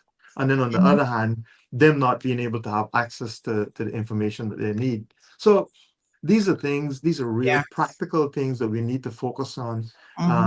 Many times, I would say this, many times it's the person who's handling the wheel that does the job. And you need someone who understands the public service. A lot of people have never worked in the public service. They don't really understand the reality of working in the public service. They don't understand that we have a cadre of public servants who are very well professionally qualified.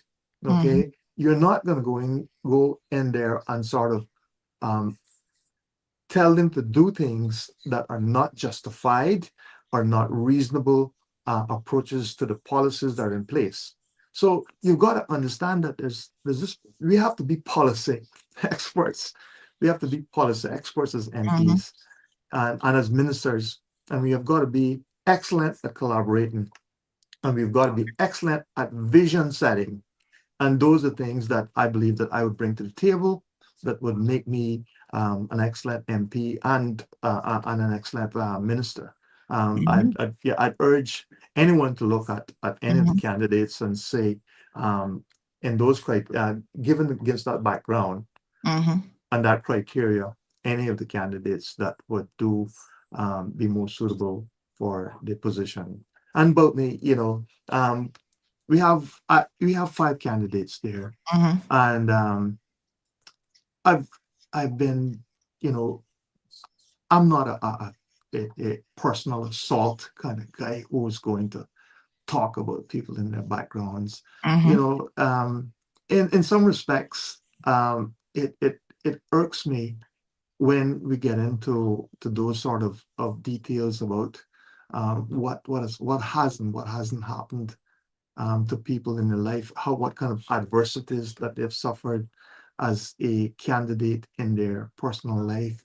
Because the reality is that no one is perfect, and in many respects, sometimes adversity is what builds character. We go through difficulties at different points, and sometimes out of that comes absolutely additional things, additional innuendo, additional untruths. And as a result of that, you find that individuals get attacked on some levels. And we have this thing in Cayman, I think, is that you take a molehill and you make a mountain out of it in many cases. And I've witnessed that, and I've obviously at 61 years, I've had my fair share of that as well. So I just want to say that. And okay, can I pause you there for a few comments? Yeah. Sure. Strong Wilt says, I wish I was in Red Bay. I would give Mr. Phillip my vote. Jasara says, Red Bay, vote Natasha Whitelock. She's a community person and her office is already open, ready to serve. Gabby says, we need someone that more present and that's available at all times in case of anything. I mean, nothing happened often in Marina or Red Bay, but when we're in bed, we need that one person that can show up. So I think her point is the former candidate obviously was very, very lacking. So we do have a couple questions and comments that have come in. And of course, as you well know, Philip, we don't shy away from any of the tough questions, and some of these might be a little tough for you this morning. Sure. First question is, ask Philip why he had that crazy lady working on his campaign. You sent apparently all his advisors warned him not to associate with her, and he went ahead with her anyway. Someone else in the comment section, Caribbean Aviation, speaks on the same person, I believe, says, Philip, your campaign manager, Sherry Ann Smith-Bodden, is going to be the reason you lose. Canvassing with her is your demise. So any comments in relation to that? Firstly, I'd like to say this, is that, you know, I've always been a person about opportunities. I've also been a person who, I'm always straightforward in my thoughts about how to approach things. And many of the approaches that you see that individuals take out there on their own are not approaches that I subscribe to. Right. When things occur, I do my endeavor best to speak to individuals and let them know what my thoughts are on particular subjects. I believe that in large part, this is actually something that is beneficial, and it shows in the way that they respond. And in this case, clearly, I did hear there being indications by people, you know, that they thought that I should not have the individual as a part of my canvassing campaign. And but then there were others as well who were also saying, listen, hey, we hear what you're saying.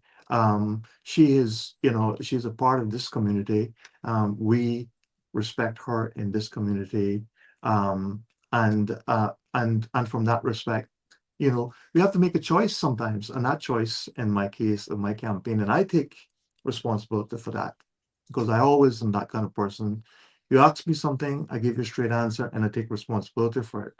And in this case, I made a decision that I would continue to have her assist us in the campaign, and she's continued to assist us in the campaign. She's a supporter. She believes in me. And as you know, in politics, the one thing that you also have got to bear in mind is that you will not always see eye to eye with everyone that supports you. Okay. You will not always find yourself in this cozy position. Okay. This is not comfortable for me. Okay. Let's get that fair there. You know, and insofar as the video that I saw, I understand that there's additional background behind the particular video, which is explained as being part of the reason that the video was taking place in the first place. I understand. Oh, you mean the video with her and the process server? That's right. Oh, okay. There was additional things that happened in the background. And my advice always is this: that is not how I would have handled it. Okay. I would not have handled it that way. I'm a professional. I'm a person who believes in making sure that we behave with decor and respect, and the optics of those things do not look good in any shape or form. And that's what my position is. And you know, I regret that some people believe that will cause me an election, but I urge people to remember this: they're not voting for any supporter; they're voting for me. Okay. And if you take any candidate out there and you dissect any amount of their supporters or canvassers and say, because a canvasser said something or because a supporter said something, that you're not going to vote for the actual candidate, you're going to find that you're not going to have very many people that you can vote for. So I urge people to just take a deep breath, please, and consider the real issues that we have faced in the country. You know, consider who it is that you would like to have represent you, and if the answer to that is yes, then there's a lot of things that you just got to come to grips with. we have to come to grips with a lot of things in the country. There's serious issues here. Budget deficits proposed, housing for Caymanians, roads and congestion. And those are the things that I intend to focus on. And those are the things that I have run on, and I'm not going to get sidetracked by anything else. Thank you. Appreciate it. Dominique says, love this guy instantly. Not sure I know him though. A few more questions coming in. So these questions seem to be related in a way. So Caribbean Aviation says the following. Where has Philip been in the Red Bay community? He has a history of being abusive to women physically, etc. Can he speak on that? So let's separate that, because we do have a number of people, and then we can, I think you addressed the DVDL part already, but there are a number of people who are talking about allegations of abuse in relationships. So this one says, Philip was never a people person and beat his wife, girlfriends up so bad. He would want to blame things on people who never did anything wrong and try to frame them. Vote for Natasha. Philip, keep your lawyer job. Along the same vein, someone basically says that I know that one you couldn't get on. I know that one you got on couldn't get a vote from me if I was in his area. I wouldn't like him. Sorry, I didn't like him from his police days, and worse now, I'm a true Bea. And then another person actually said, just give me 1 second. I think there was another image that we're missing here. So there are some questions, Philip, about surrounding abuse and allegations of domestic abuse and physical abuse with women. This one says, please keep me anonymous. Read Philip Ebank. Somebody needs to ask PE, that's your initials, about his transgressions, beating women, leaving people for dead, the hell he gave people when he worked at DVDL years ago. He think people forget who he really is. Does his supporters know who he really is? Cayman does not know this man. Nachi is Miss Sidhan Whitaker. She's a Spanish lady at DVDL's daughter. So I don't know how you're related to Nachi. Is she someone that you were in a relationship or that you were dating? But there are allegations, and obviously I've gotten quite a few this morning, as you can see, right? People asking about this. People say, I actually forget that you're Chris's ex-brother-in-law, Chris Saunders, because you were married to his sister-in-law, Rose. And people say that you were very, very abusive towards Rose physically as well, but she wasn't the only one. So how do you address these, these allegations? Well, first of all, I'd like to say two things. Firstly, there are obviously people who will never vote for me, and I accept that. You know, one of the callers there said she didn't like me from my police days, so there's that. And when you're in this life, in this skin for 61 years, there's a lot of people that will not like you for one reason or another. Equally, though, are those people who believe in me. Many callers have called in, have congratulated me on the type of campaign that I've run. They've congratulated me on my acumen, my professional acumen, my background as a police officer, and they believe that I have the right set of skill sets to make a difference in the future. Now, you know, as you know, there's a rash of different innuendos in which people are saying this and that and claiming that I've done this. You know, the people that, for example, you know, Rose, my ex-wife, you could ask her if I've been abusive to her. Lorna, who is Martina's mom, my first child, you could ask her if I've been abusive to her. She certainly, I know there's a video, a rat, I call it unhinged rat by an individual who's uncomplimentary to a ton of people, including me, in some videos, speaking derogatorily about me, and again, this thing about, you know, I think I said should beat somebody to a pulp.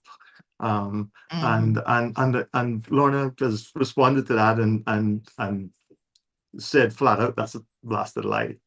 And then there's the question about I beat up a ton of women. I get lost in some of this because how do you even respond to something without you're saying, you have some kind of a guidance. What I can say unequivocally is this: I'm not a woman beater.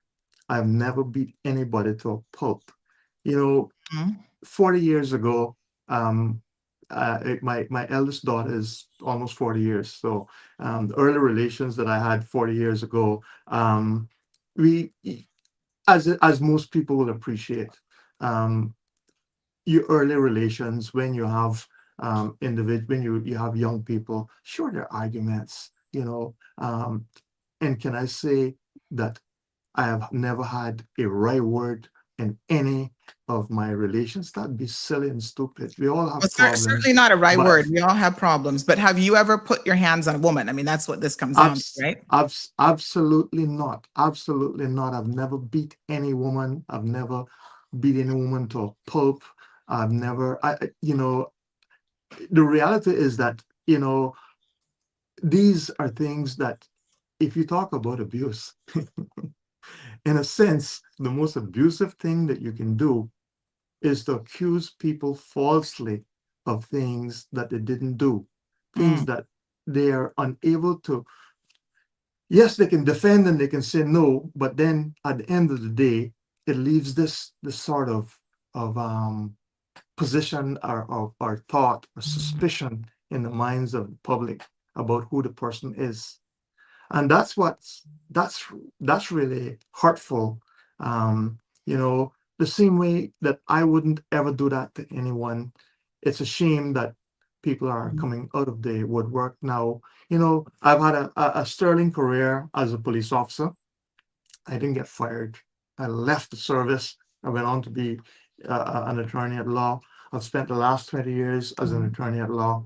And if the good people of Red Bay have me, okay, what they will have is a solid individual who's able and competent, okay? You won't have to feel sorry for me because you feel that, maybe you should be given a chance at something. And my respect from where I come from and what I see and what people have said to me is that, Philip, Red Bay would be happy, should be happy to have someone of your caliber, someone who's able to contribute and to speak out and do something about what it is. At 61 years, I've had 2 successful careers. I keep repeating that. Okay. Are there other things that I could be doing? Absolutely. But this is where I want to be. This is what I'm going to do. And the good people of Red Bay accept me. I'm going to work hard for Red Bay.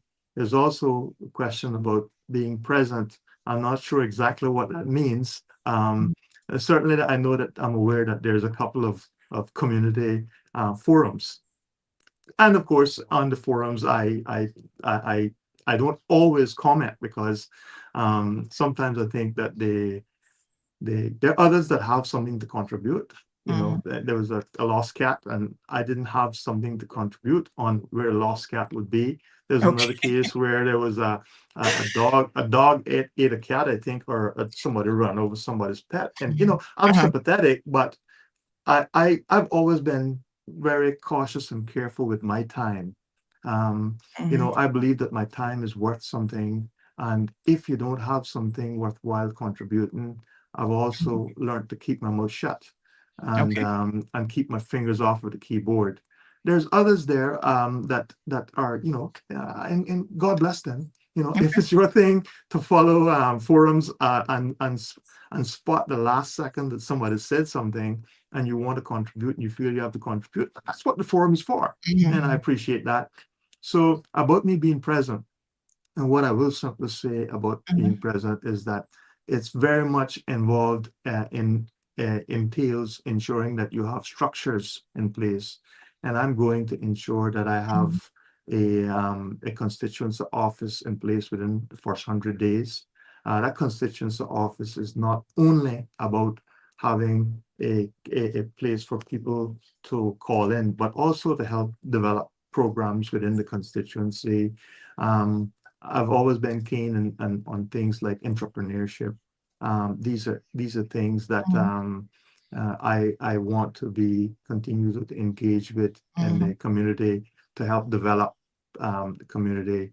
And that's what I'm about, Sandy.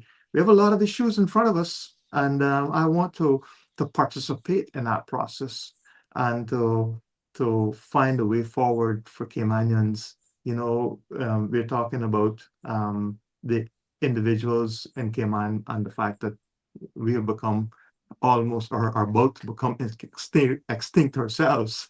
26,000 voters is what we're talking about here now, mind you.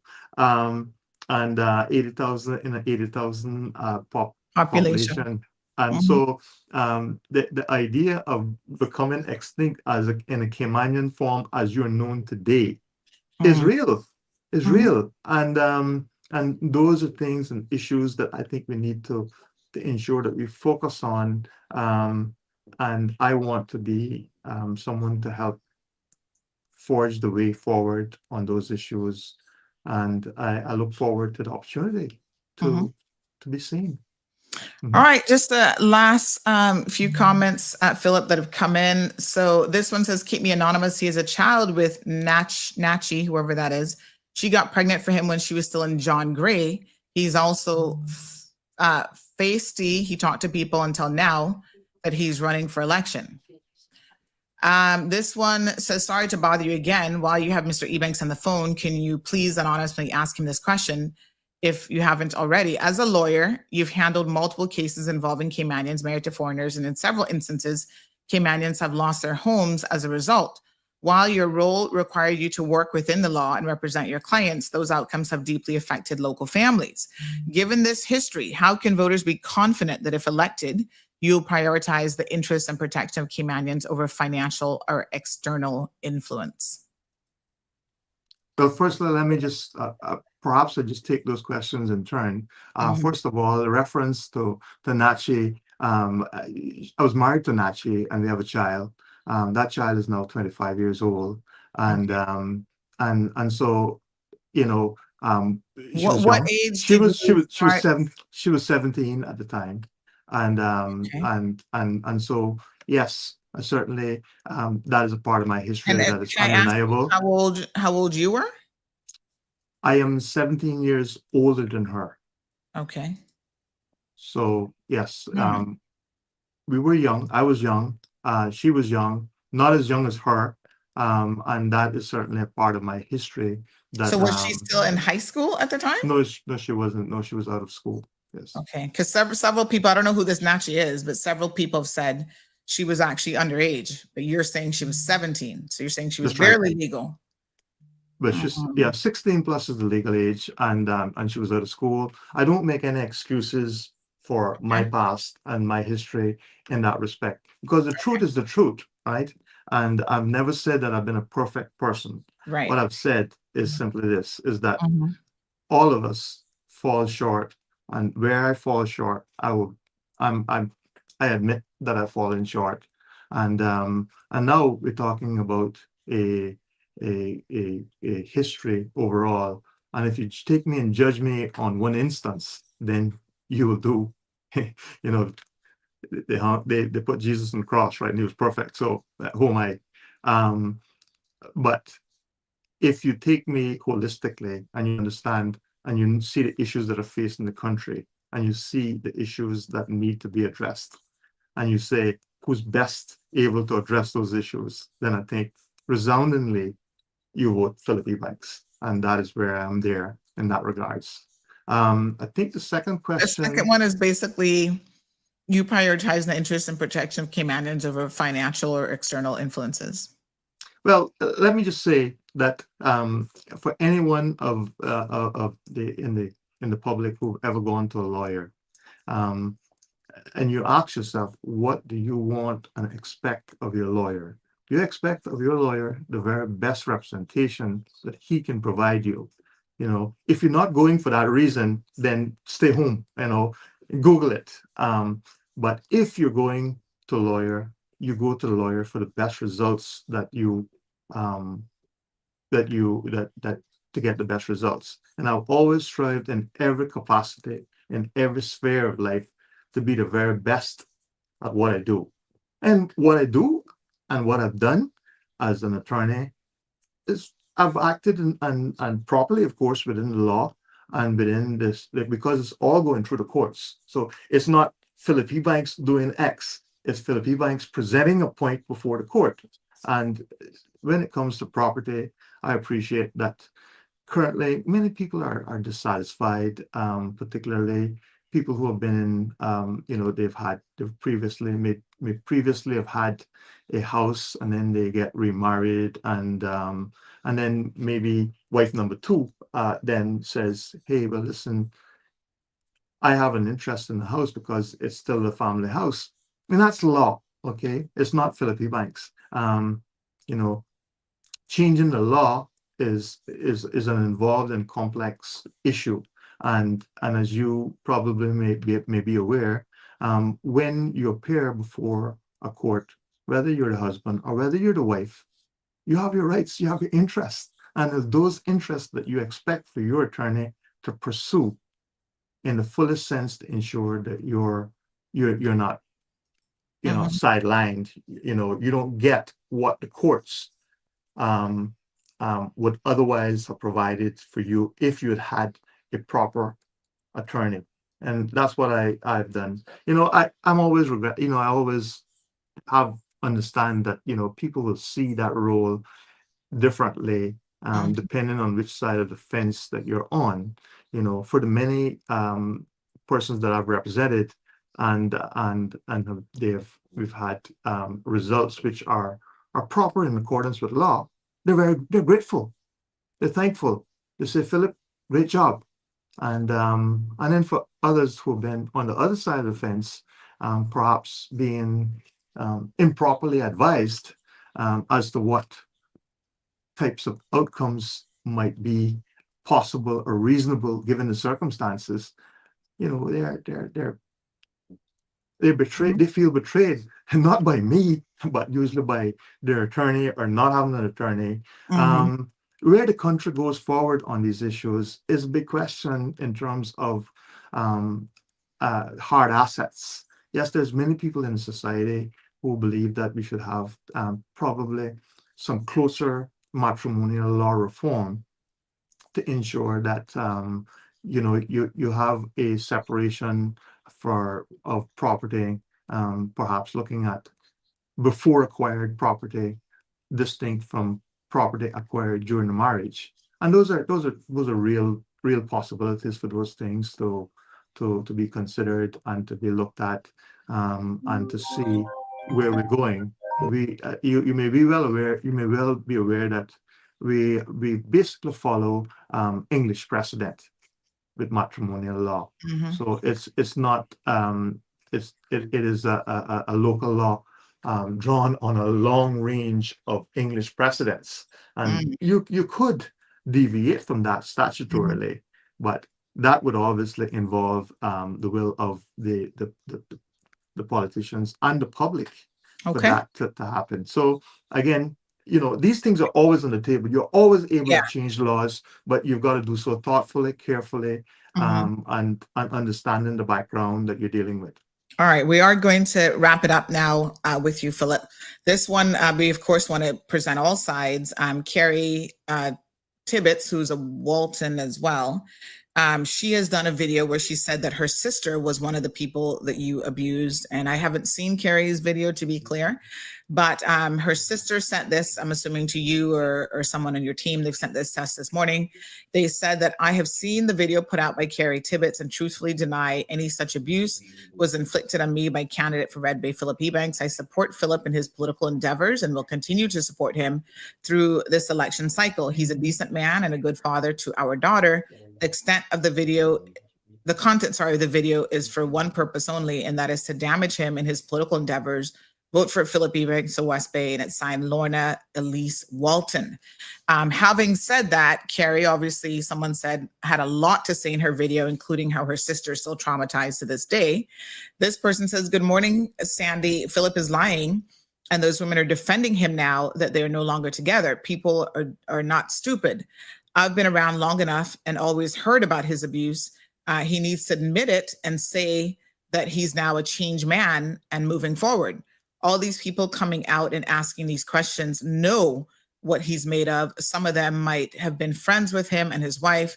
I guess he's a Christian now and has changed, and he's not going anywhere. So, there are people who are saying that the abuse is well documented, and they're very much aware of it. Here's another person. I mean, I don't know, your business like this, but here's another person that says Natasha's the right candidate for Red Bay. Reason he married her was because he was forced to or prosecuted because she was underage. I remember that so good. And they were also grieved by the fact that you were actually a police officer at the time that this relationship took place with this young lady. You say she was above the legal age. Obviously, other people are saying that she was not. And she was still a student in high school. Come on. Wow. Caller, sorry, I forgot you were there. Good morning. Morning. Listen, morning. I'm a story and no kind of one, but I just want to get this clear. What is the age for a young person for consent for sex? Well, the age of consent is 16. 16. Well, I know of a case, and I can call no name, but I know of a case in Cayman that the girl was 17. It was not rape because the stepfather had found the computer where they had conversations that they had had sex 7 times. And I know the individual went to jail for that little girl. At the age of 17, she was 7, and the boy wasn't 34. Like he said, he was 34 and she was 17. So I do understand there's something wrong about that, and I think he lying. All right. Because I watching it and I look at his face when they say. So I think he is a liar. We don't need him. Vote Natasha, right? Lock all the way for Red Bay. All right, Philip, tough morning. But, unfortunately, it is what it is. We allow the people to obviously ask their questions without fear or favor. But tomorrow is election day, folks. Red Bay, Philip B. ranks as one of the 5 candidates. I didn't realize it was 5. Oh my gosh. So Philip, all the best to you, and good luck. Yeah. Oh, yeah, absolutely. And I'd just like to say again, obviously. One person did ask a question. They wanted to know if you were one of the people. Hold on, let me see if I can find this one. They were asking if you were one of the people who. Oh, here we go. Can you please ask Philip, is he one of the independents that has been in talks with Chris Saunders? So we know that Chris Saunders bragged about having a meeting last week, Thursday. He was on radio saying, oh, he's meeting with some candidates at 10 o'clock. Were you one of the people that met with Chris Saunders? Sandy, I've met with practically every candidate out there at some point. No, you know I'm going to stop you right there. I'm going to stop you right there because this is a yes no question. No, it isn't. It can't be a yes no, Sandy, because I've got it. I deserve an opportunity. Yeah, no, I want you to explain, but say yes. I want to say that. I want to say that to you. I've met with practically every candidate out there at some point or another. And yes, I did meet with Saunders and others at a meeting. And yes, I'm all ears, because going forward on the 30th of April, once elected, and I believe the people of Red Bay will still see through all of this and understand that at the bottom line is that they need to have the best possible candidate going forward. The best candidate means having a look at the individual and seeing what they bring to the table. And when we get to that point, clearly there will be people that they'll be calling from all over about trying to join forces with those who have been selected. That's a fact. It happens every time. It's part of the DNA of Cayman politics. And if you want to know where people stand and how they deal with things and how they respond to things, you have no choice but to speak to people and to see where, if there's synergies, to see where they may have good qualities on a particular subject, see where the other things, clearly this is about election. People select who they want to select. You have 19 constituencies, and each of them will select the member of parliament that they want. And at that point, me, as one of the 19, my obligation is to find the government and not get sidetracked into some corner because I'm not a part of a party. And to do the very best with what we have, given what the constituencies have said. The constituencies give us a mandate by virtue of the people that they select. That's a fact. And then our job is to ensure that we go forward thoughtfully, carefully, in relation to selecting the next government. And if, when I'm selected, I will do my endeavor best to ensure that we get the very best government that we can get in the circumstances. And speaking of that, Ms. K345 says, before Philip goes, can you speak on which ministry you would be interested in taking? I'd be interested in looking at housing and perhaps a range of subjects, including traffic and roads and that sort of thing. However, given my background, I believe that I could manage and be a minister in any of the ministries. I understand the key and important thing that is necessary for any kind of ministerial leadership is that you have to understand how to formulate policy. And that's where I believe that as an attorney, I'm able to shine because I'm able to through my training and background to really look at policy and to analyze it and come up with viable solutions to meet the needs. All right, very good. Thank you so much, Philip Ebanks, Red Bay candidate. Tomorrow at the polls, they open at 7 a.m., bright and early, and they go all the way until 6 p.m. Thank you so much, Philip. Have a great day and good luck to you. Thank you very much, Sandy. All right. So someone did share a campaign audio, I guess, from Sherry Ann. And I must warn you, I haven't heard this before. We're off radio now, so we don't have to worry about if she says anything in terms of profanity. So I haven't heard this before. So this will be new to my ears as well as yours. But let's just have a listen here. Good evening, everyone. It's our final meeting this evening in Red Bay. Come join us across the street from Victory Avenue, Red Bay, which is Beacon's Furniture, right across the street, right against with where Care Brew is located.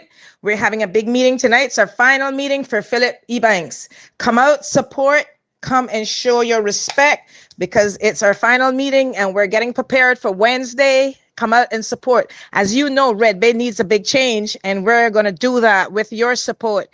I appreciate all of you that called, all of you that came out and give well wishes, all of you that opened the doors to their houses and seen us. I am so grateful for Mr. Philip Ebanks. He's a humble person. He's a caring person. He's a former superintendent and a present lawyer.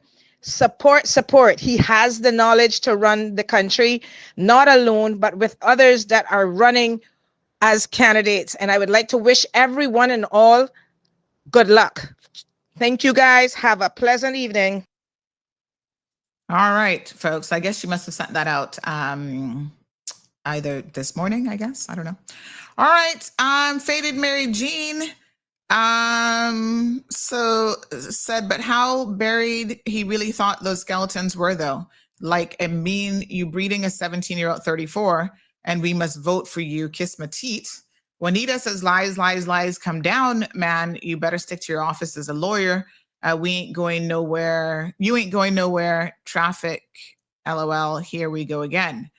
Juanita asking why Sherry Ann never ran for elections. Well, legally, she can't because she has a theft conviction. Remember, she has a theft conviction. And that is the singular conviction or anything that you get sentenced a year or more of in prison. But theft specifically in terms of offenses is the one conviction that once you have it, you cannot ever run for political office. So she's one of the people in Cayman who has that conviction. And so I guess she likes to be politically adjacent. In other words, she hangs out with politicians or wannabe politicians because she herself can't do it. All right. Lewis here in the comment section says TCCP and PPM at work, boy.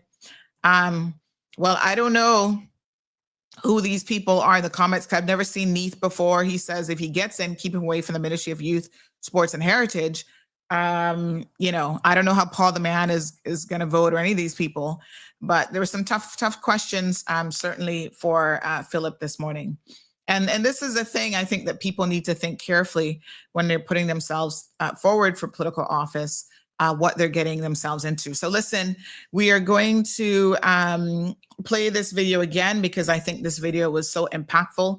It's called End It Now. And to all of the candidates who are running for political office, if you are not prepared to put women and children first on your list of priorities, because the men they're okay. They've been getting a lot of attention. We need to make sure that sexual harassment legislation doesn't just sit there and never gets properly enforced. We need a sex offenders registry. We need greater support and protection of women in this community, generally speaking. So this video really gave me goosebumps. It gave me the chills this morning. Please have a listen again.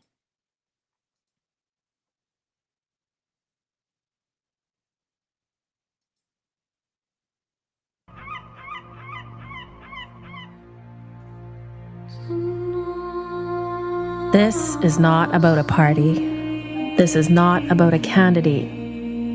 This is personal.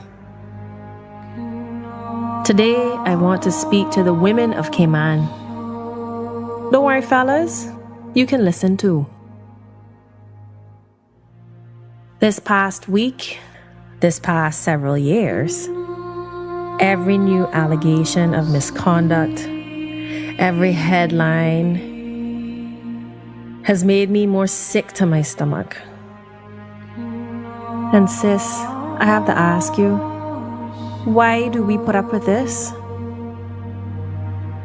This is us we're talking about. Our bodies handled without consent, our sisters stripped of dignity. This is us. Are we really going to stay silent? Are we really going to let this continue? But this week, we go to the polls. We are choosing who we give power to.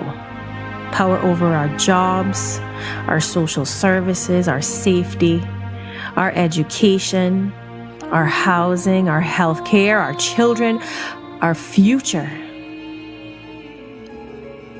No matter where you vote, sis, think about the women who cannot speak out.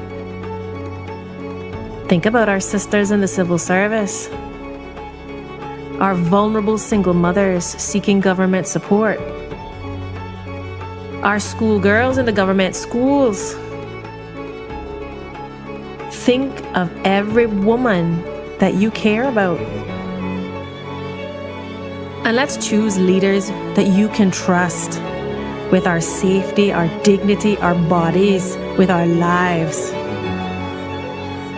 We deserve better, sis. We deserve so much better. And you know, we have the power to end this with every vote that we cast for decent, trustworthy people.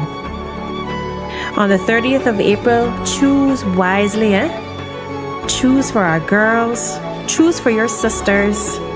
Choose for yourself.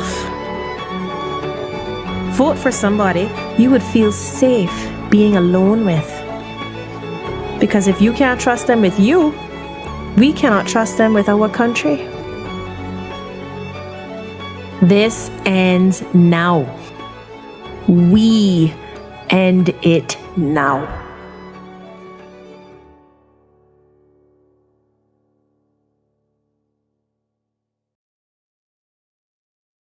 Wow.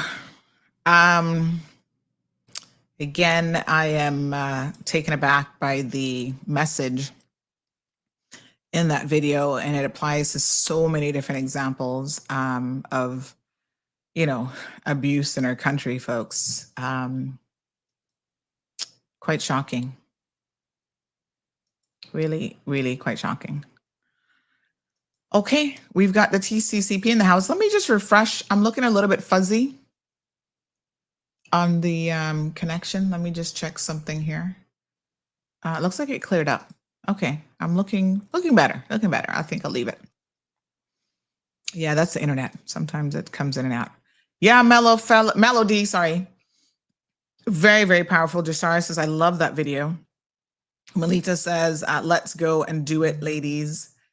Richard said, this is one of the best commercials I've ever seen anywhere. Wow. Yes, very, very powerful because it speaks to, it should speak to everyone, but I think definitely as women in this community, we understand. We totally get it. Sabrina Turner. Good morning, ma'am. Good morning, Sandra. Good morning to the Cayman Islands. We haven't had a chance, yes, we haven't had a chance to play your video yet, your candidate video, but I'm going to upload them all today. They're all good in different ways. And Sabrina's, you guys will want to listen to her because as a woman, she talks about how she's in a different phase of her life now. She's matured. And she talks about how some of that maturity has even transcended into her personal relationships with friends and, her spouse. And, women, we are fortunate if we can transition from one phase of our life to the next, being smarter than we were before. Some of us kind of stay put, and that's never good.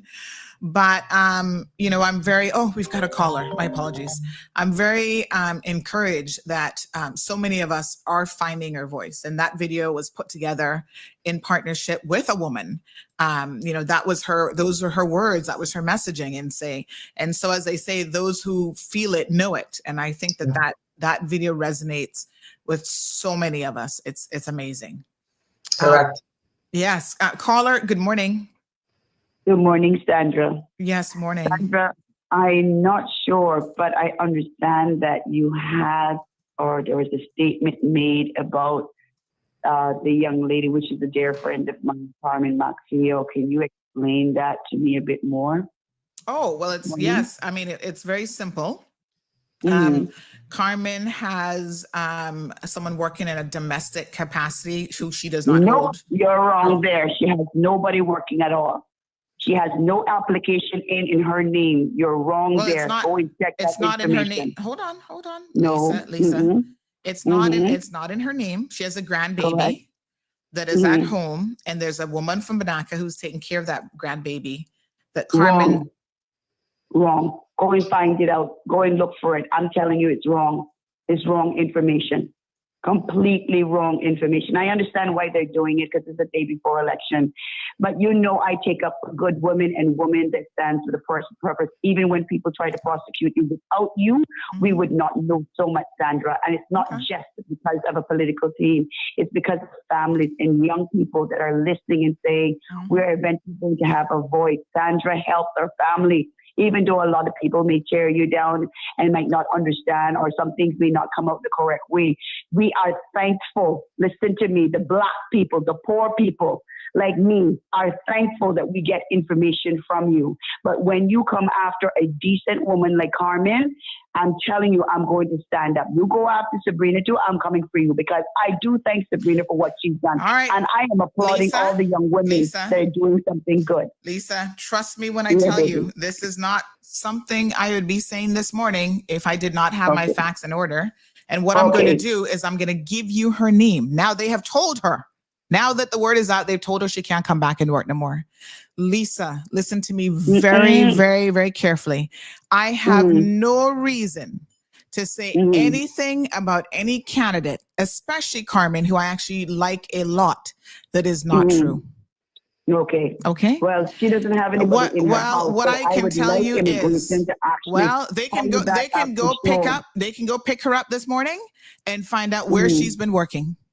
And I will bet you can listen to me. Let me tell you how sure I am of this information. You can put me out of my house for 2 weeks If what I'm telling you today is not true. No. I'm not really a betting person, so we're not gonna do it. I know. But I'm just telling you, I would have to find somewhere else to stay, and you could come in and play on the pickleball court and enjoy my house for 2 weeks. If what I'm telling you is not wrong, I have her name. You see, at first my source wouldn't give me her name. And this is why when people come to me with information, why there's certain things that I need, because I say people are going to challenge me, as rightfully you should. Now I have her name. I can get her address in Banaka. I can find out who has no help there. Right. I can find that from you. I can find out where in Banaka this woman is from. If she gets picked up today and Carmen has not spoken to her and immigration interrogates her, I am telling you, she's going to speak the truth. Okay. Well, I want people to speak the truth. That's what I want. That's what I want. I want the truth. Don't swear for nobody, Lisa. I'm not. Don't swear for nobody. I'm not putting my head in the chopping block. But that's why I called. All right. That's why I called. That would be my advice to you. I mean, there's no reason for anybody. I have a picture now as well. So come again. Great. All right, baby. All right, darling. I appreciate it. Yes, I mean, absolutely. Hold people to account and hold people to be truthful and to tell the truth. I'm happy for WORC to go do their jobs. Go talk to her. See where she's been for, let me get how long. Because, she's from how you pronounce it? Guanajuato? Guanaja. Yes. Come again, folks. I don't have no reason to lie on people. Like I said about Dan Scott, his brother said, he wasn't paying me pensions because it was COVID times. Okay, but you didn't address what else I said, which was he also wasn't paying you health insurance. And given your precarious health, I mean, all of us have precarious health because we're all a little bit chubby and overweight, but that's, to me, is extremely important. And that's also against the law.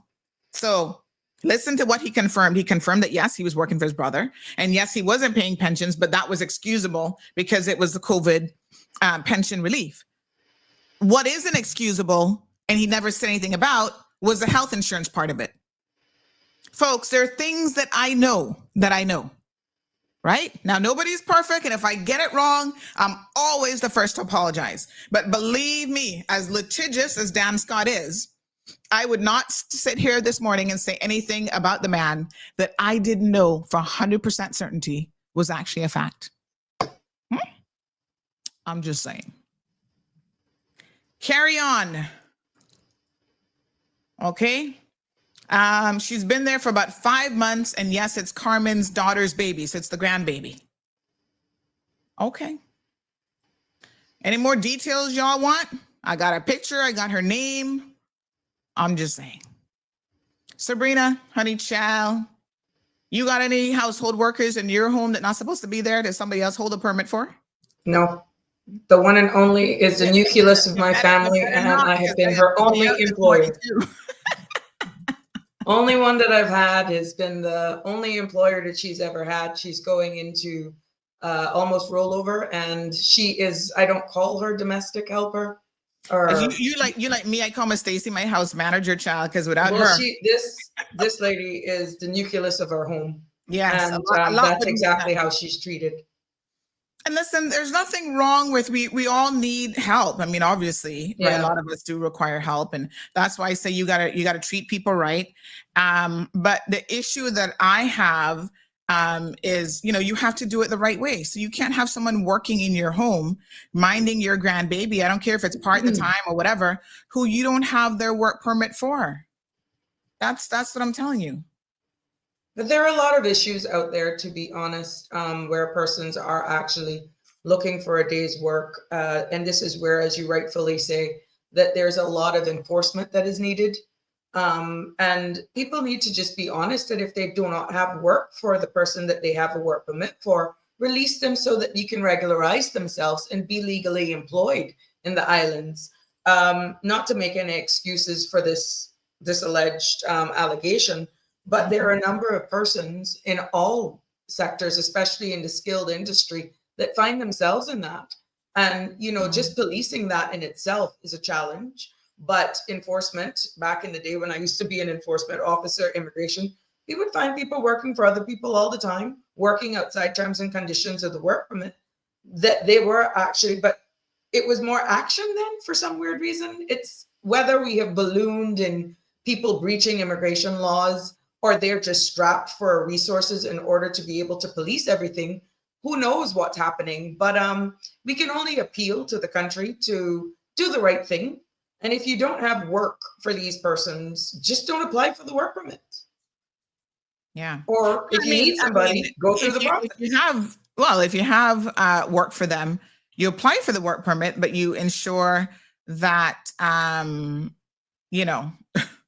you actually, the work permit's in your name, or you apply to share them, because there is an option where, especially if you don't need them full time, you can share the permit, but you just have to do it the lawful way. That's all I'm saying. And there was a time personally that I went through a phase where I was just trying to find the right person for my home. And I used an agency, and what I didn't like with that is that I didn't have the privilege of saying, well, I want this particular worker. It's whoever they sent on those days of the week. And that was when I resorted then to making sure that I could find someone exclusively for me. And it has worked. I've been blessed, and I love her very much. She's become a part of our family. Yeah. So Amjad said people's private life have not to do with election, no matter who is he or she, which party, the with media should stay away from people's private lives. Well, Amjad, when you run for political office, just like anywhere in the world, your private life, which you use to campaign on as a testament to who you are, becomes relevant. So it matters very, very much. If you don't want your private life out there, don't become a political candidate. It's as simple as that. Because people run on platforms of, they're a Christian. Take McKeever Bush, for example. He's running claiming he's a Christian, but yet he's a woman beater. He's talking and speaking out against the LGBT community, refusing to give them equal rights in the country, and yet he's engaging in same-sex relations with people. You can't be duplicitous, and a lot of times it is reflected in the decisions that you're making in your personal life versus what publicly you're saying. So your personal life matters. That's right, Jim. It speaks to your character, and your character matters, in case you missed the memo. That's why certain candidates could never, from day one out the barn, get my support on this platform. Most of the candidates, I leave them alone. I say, hey, vote for whoever, right? But people like Leon Gold, which, by the way, turns out is a cousin of mine. I found out recently we're related on his mother's side of the family. Do I care? I care not, right? His question as it relates to how he treats women, and especially young girls, is one of the biggest question marks I've ever seen. It is what it is. So yes, your personal life, your character matters when you decide to run for public office. Just in the United States of America, in fact, we saw a couple of days ago that one of their guys, I'm trying to recall his name now, but anyway, he's now been sentenced to some 7 years or something in jail. And of course, he was out there lying about all sorts of stuff, lying about his education, lying about his credentials, bribing people, taking money, all sorts of ridiculous stuff. Your character matters, Amjad, and anybody else who thinks that that's your personal life. Yes, you might think it is your personal life, and some of it may very well be. And guess what? Still, it matters. You don't enter the political arena and think that you get a pass on the decisions that you have made. You're out there beating women, doing the most, then, all of that becomes fair game. Scamming people, not paying your work permits. Well, first of all, I don't know how immigration infractions, how you think that that's your personal life. Thank you, mellow fellow, George Santos. I couldn't remember his name. I don't know how you think actually breaking the law is your personal life. Yeah, okay. That's why you can be arrested and hauled off to jail for it or fined. That's not your personal life. That speaks to who you are. In your personal life, you're making decisions that we say as a country, we can't have people making. If you're not paying pension, insurance, you don't have the work permit, all these things. Those things matter, right? Because then you're getting up saying that you care about immigration reform in this country. You care about sexual harassment in this country. How can we ever expect someone like a Chris Saunders to care about sexual harassment in this country when we have hardcore evidence that this man has sexually harassed civil servants to the point where they had to be put on leave from their government job? Do you think that that's his personal life and we shouldn't be concerned about that? That's why he got fired. So come again. And the long list of things that have come up in relation to him, really should make any woman and man concerned about whether or not this man should ever get a vote. Him saying that he's not going to give a Caymanian business who's gone through the correct process, the correct bidding process, a contract that they won fair and square, and he wanted to give it to some foreign agency called Crown Agent. You know what is so funny? Guess who filed for bankruptcy recently? None other than Crown Agent as of August of 2024. Isn't life ironic sometimes? The Caymanian company didn't file for bankruptcy. They're still very much around and helping other Caymanians. And yet, that's not our business. We shouldn't care about that. Well, he did that in his position as minister, to be clear. I need one more day. Let's bring in Mr. Wayne Panton. Good morning, Mr. Panton. How are you? Good morning, Sandra. I'm fine, and I'm happy to be able to join you and my colleague, Sabrina. Good morning. I want to say good morning, especially good morning to all the wonderful people of our wonderful Cayman Islands, whether they're here or whether they are afar. We know you have your international listeners. Absolutely. And we're still going strong with over 600 people. Good morning, caller. Welcome to the program. Hi, good morning. Morning. Hi, morning. Yes, sorry. Morning. I have a question for Minister Turner. I'm not sure who else is on the talk show this morning. I have a serious issue. Okay. And it relates to employment. Okay. I just had a conversation with one of my sons. And excuse me for how my voice sounds this morning. Yeah, we can tell you're upset. My son works for this company. And I'm going to call the name of the company and the boss and owner of the company. Yes. The company is Caribbean Marine Services. The boss and the owner of that company is David Carmichael. My son has just informed me Mr. Carmichael called him and 5 other young Caymanians into his office a few days ago and released all 6 of them born Caymanians, claiming it's due to slow season. But guess what he did? He decided and chose to keep expatriates to work every day. Wow. This is an injustice to Caymanians. This is unfair on every level. And I hope someone that's out there listening from immigration this morning, and wherever the deputy governor and all of them, I hope they are all paying attention this morning and listening to this and deal and address this issue. It should not be happening and taking place in our country. So how many people, do you know how many people actually work for the company? Because you say he's let 5 Caymanians go?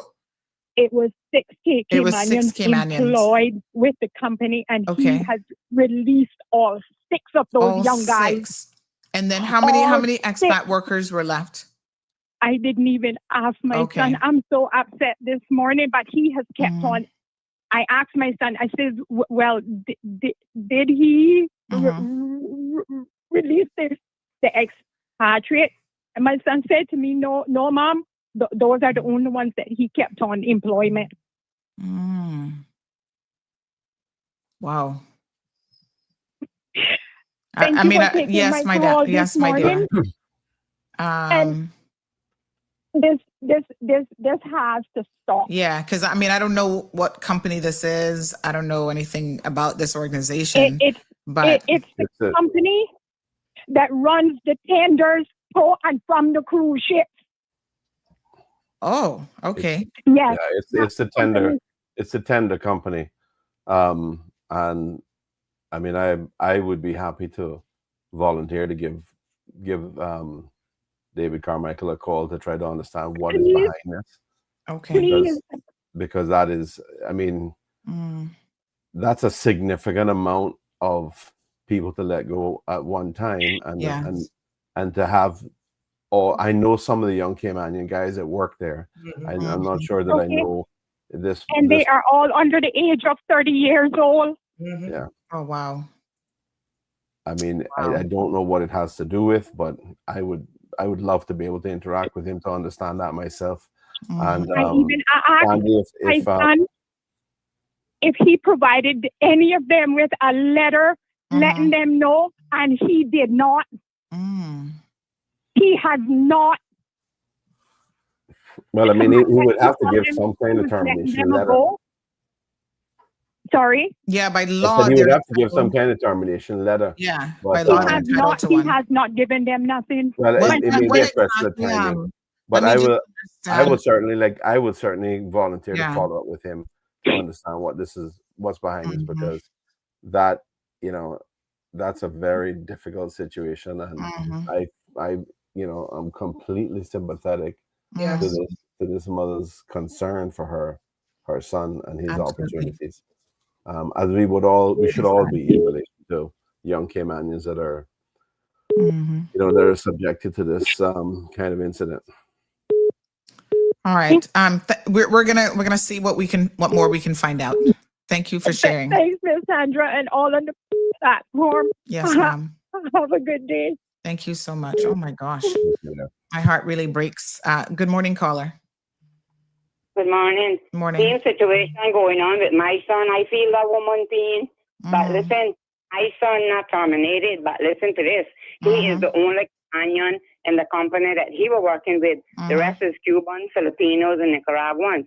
He not terminated, but the guy only uses him when the other ones can't do the work that he can do. He calls him in, and then apart from that, he lay off for other days. So this is the thing, because they can them other ones paying a hating cheap labor. Because and one of the guys that there tell us he only there for 3 months that he can get his some bills he needs to pay, and he leaving because the guy is not a good person either. I'm not gonna call no name, but he is a foreigner with Cayman papers. Apparently, he has a business, but he only using my son the same way. And my son is the only Caymanian there, and my son only certified. So I feel the woman pain. So all of this shit is what going on around here, and it got to be that when TCCP part to get in. That's why I praying last night, tonight, tomorrow night, because this is the same thing. Because he not holding no permit for him, and then he don't want pay no pension. He don't want pay no insurance. And I tell my son, don't make me call him, because I can tell him that if he think in the right church now, but the wrong pew, and this is about the 4th time that my son been working with him, because he leave him and he keep calling him back, because he see the potential in my son. But this is the last time. We made him sign a contract this time. But the same corruption in whatever. This is what I say, when people talk, they think that you don't know what he's saying, but a lot of stuff going on here that needs to clean up. A lot. Thank you so much, caller. Wow. Let's go ahead and bring Mr. Andre in to the conversation as well. Good morning, Andre Ebanks. How are you? Good morning, Sandra. Good morning to my colleagues. Good morning to Caymanians here, residents, and Caymanians overseas. And of course, you guys had your meeting last night. I do want to get to some questions that are coming in, but tell us how the meeting went. And of course, I know one of your members had an unfortunate loss in the family, and I'm sure all of you are feeling that this morning as well. Very much so. So let's start there. Family first. Natasha Whitelock has lost her brother and had to depart the meeting suddenly because it was unanticipated. at that moment. If anyone in attendance wondered why she departed, that's why. We gave her our thoughts and prayers on the mic when we were winding up as candidates, and we continue to support her the best way that we know how. But we know how strong she is, and still extend our deepest condolences and thoughts and prayers to the family. Yeah, very sad time. And of course, as I say, we don't get to choose and pick when things happen to us or families. So we also, from early this morning, extended our condolences to Natasha and her family. We do have a caller on the line. Good morning, caller. Welcome to the program. Good morning, Sandra, and good morning to Mr. Andre, Mr. William Hansen, and Mr. Brina Turner. Morning. Morning. I really sympathize with that lady that called in just now about her son. As a person that has family in the tourism industry, on those tenders and working at Single City out on those tours and stuff, I can tell you, I had a family member that was literally fired with a text message or a WhatsApp. I took the individual to the labor board, and I can tell you how flat the labor board is, and I will call out the officer's names here today. And this is what we get as a Caymanian, not a permit holder. We get the back and forth. Oh, the owner of the company said, oh, the manager of the company said, oh, they said that you walked off. They don't investigate anything. And this is why, the reason why these things are happening, because the systems are not tied in. Miss Amarita Jean, she does a great job, but she lost her, she put her foot in on this one. Miss Park does a good job, but then again, she put her foot in on this one, because the guy was literally, the family member was just fired on a text message, back to work. He worked all of these holidays within the year, then got worked at him to get how many hours overtime. So what this company does is that they have them on a set salary, the $2,000 a month US. Work holiday or don't work it, they get paid. They don't have a contract in place, and they don't carry time sheets. And this is wrong. And the next, they have their job as deckhand and not boat captains, and they're both out there. So immigration lost the battle there, or work. Pension and labor law lost theirs there because they're not doing the job. I think the AC is really good for them, because obviously that's all they want to do is sit in AC 24 hours. I can tell you what I think is supposed to be done here. Back in the days it was done, you had officers on foot. You don't have to be unprofessional, and you don't have to be rude. You can ask the person. You can walk into a business and ask them to please show you a log, or to please show you who their staff are. If they have 16 work permit and they have 18 workers, common sense, there's something wrong with that. So back and forth about, if somebody goes to labor board and make a complaint about overtime, about pension, about anything, it goes back to the owner or the manager. They come back and say, oh, they did this, they did that, they fell short here, or he was rude, or it's like the back and forth, it's too much back and forth. So the employee has no right. The employee for protection. And it's for any Caymanian or work permit holder, because we would be blind to the situation to say that we don't need work permit holders here. That's right. You understand? But this is companies in the department, in the tourism, like the tenders, the divers, the captains, the deckhands, the tour operators, they're not providing contracts and timesheets. They're not. Some of them even bring people on to work and say, I'm going to give you $2,500 a month. And then once the person gets the permit approved and start working, they say, oh, I'll give you $50 a day. You think that is, do you think fair? That is not fair. And I'm talking on a whole, not only for people, but on a whole, because we are the problem. We bring people here and do these, knowing the how for them. Those are. Thank you so much, caller. This goes to the heart of a number of different pieces of legislation. And before we get back to talking about your event last night, this person says, I've mentioned this multiple times. When are the next administration, or what will the next administration do about the labor law that has been assented to and been sitting on the shelves for many years?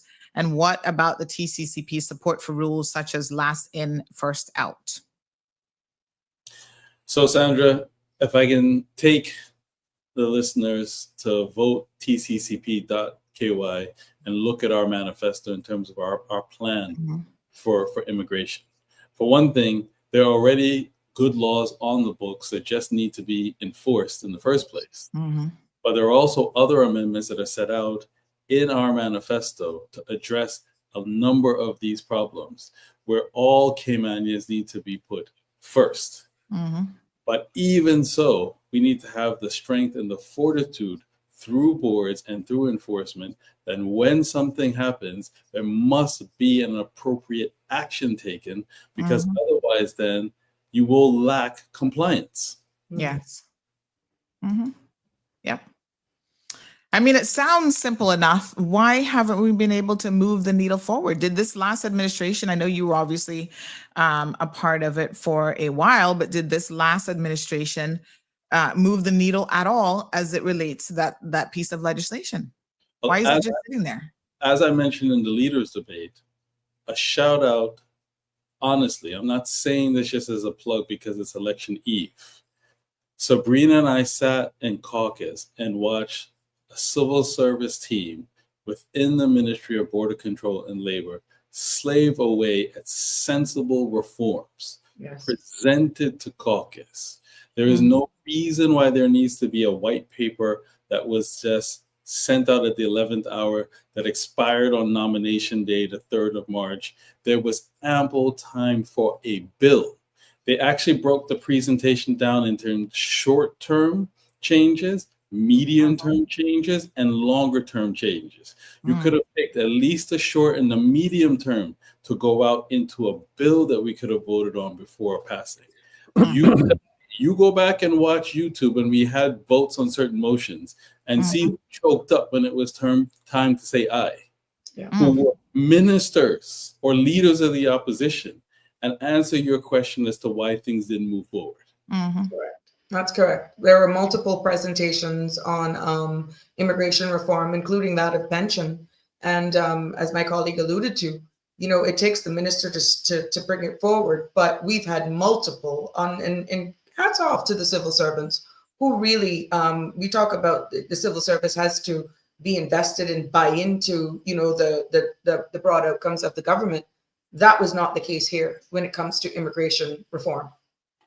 And it's disheartening when you work and slave over an initiative that says properly approved by cabinet, to go and have drafting instructions and to present. Shameless plug, when I served Wayne as a policy officer, the bills I gave him, he took over the line. But then that makes you feel gratified in your work because you slaved, you did the research, you did the consultation. These are sensible reforms. And to see their work just fall flat, it's disheartening. But help is on the way. Yes. Well, I mean, is there a surprise there when you have the minister who doesn't show up to work? The minister's allergic to being in the building. I mean, there's no surprise, right? That was stated 30 minutes after his appointment as a minister to the entire senior management team in the civil service.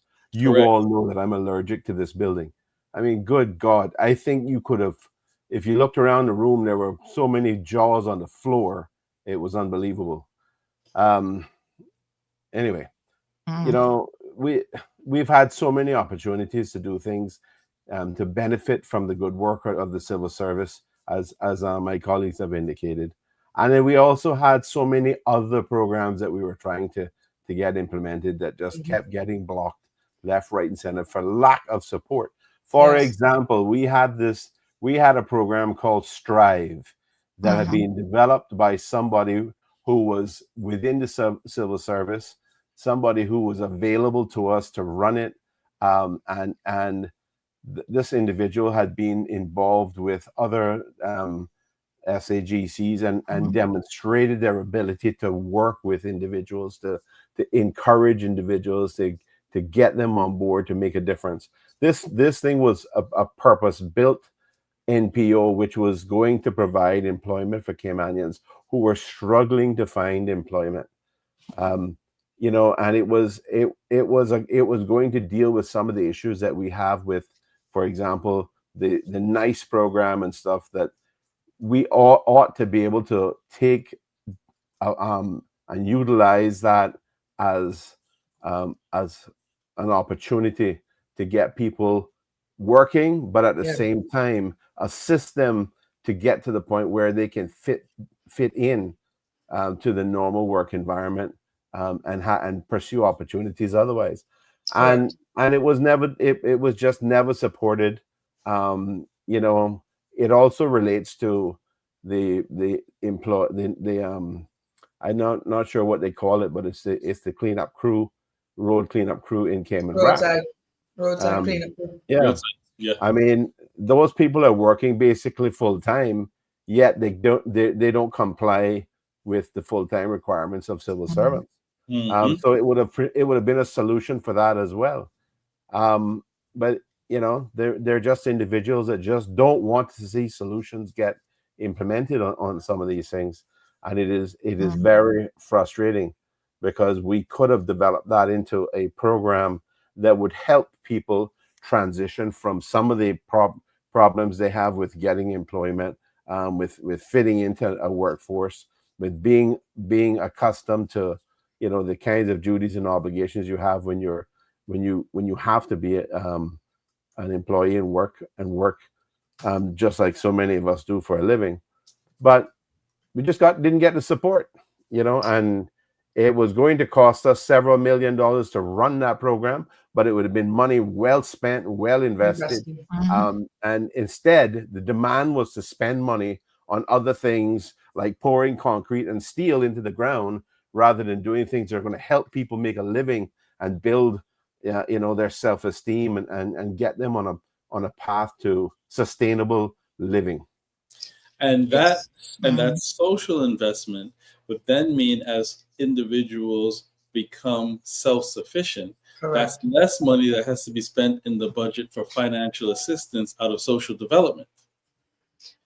That's an investment that we should be making all day long as prudent fiscal service. And, you know, these are things, you know, that the public will say, well, why are we only hearing about this now? Because it is election eve.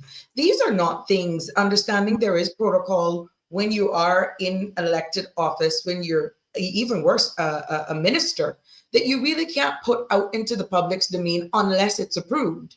The former deputy premier can actually confirm this. So these are not things that we're only talking about now, but how would you be able to go out and say, well, this is what we want, and this was the outcome, because you have hopes of it coming back, which is why the term collective responsibility, a lot of people are just understanding the true definition of that. And that whole unison in supporting an initiative has to be agreed by everyone around the table. It doesn't give you that independent right if it doesn't come back to the table to go out and speak against the very same construct of cabinet and caucus that you have, because then it almost appears as though you're fragmented and not everybody's paddling in the same direction. However, it's obvious, or gives an idea, now that it's campaign time, why is it now, you know, so topical when we had it in our hands, but for whatever reason,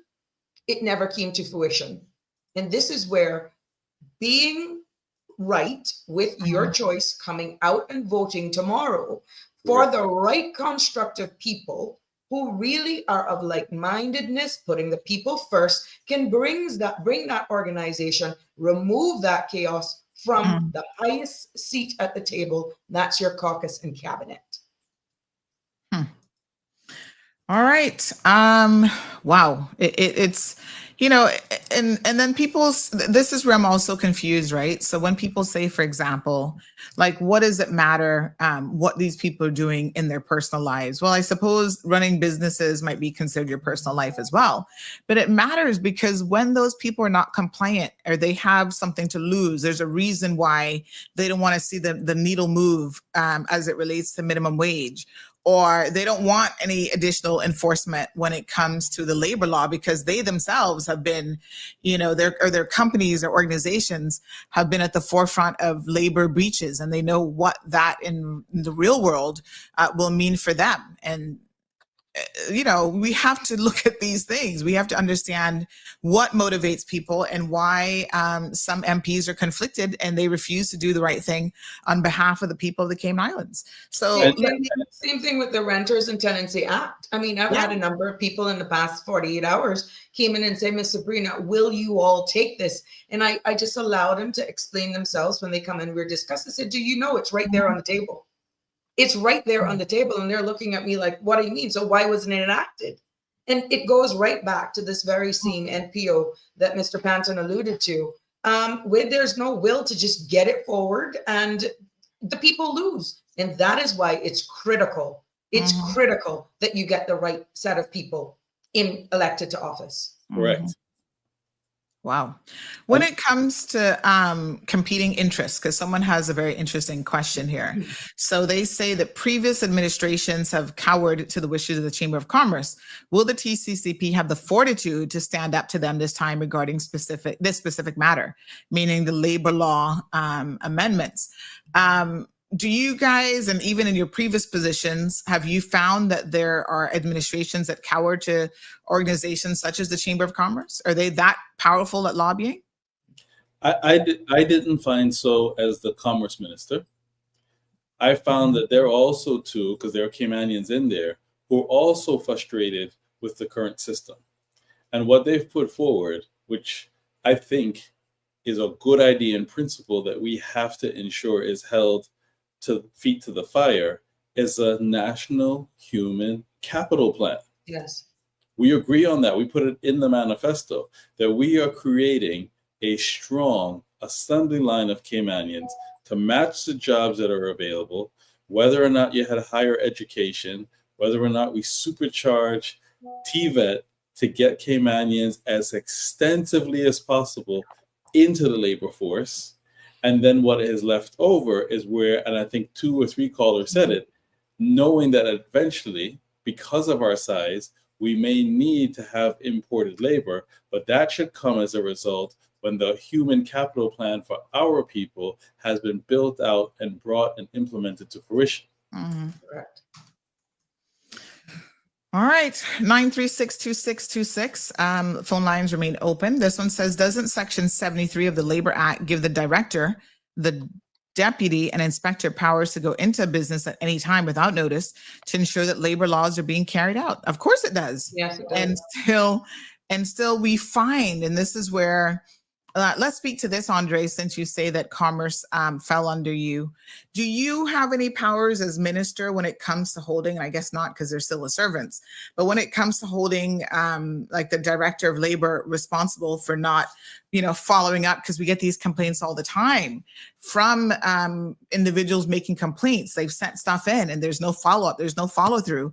I remember the one when I was helping Mr. Donovan, this is years ago now, with his complaints against current labor minister, Dwayne John Seymour. He was able to show me email correspondence from one of the labor inspectors who was very relaxed about enforcement and doing his job.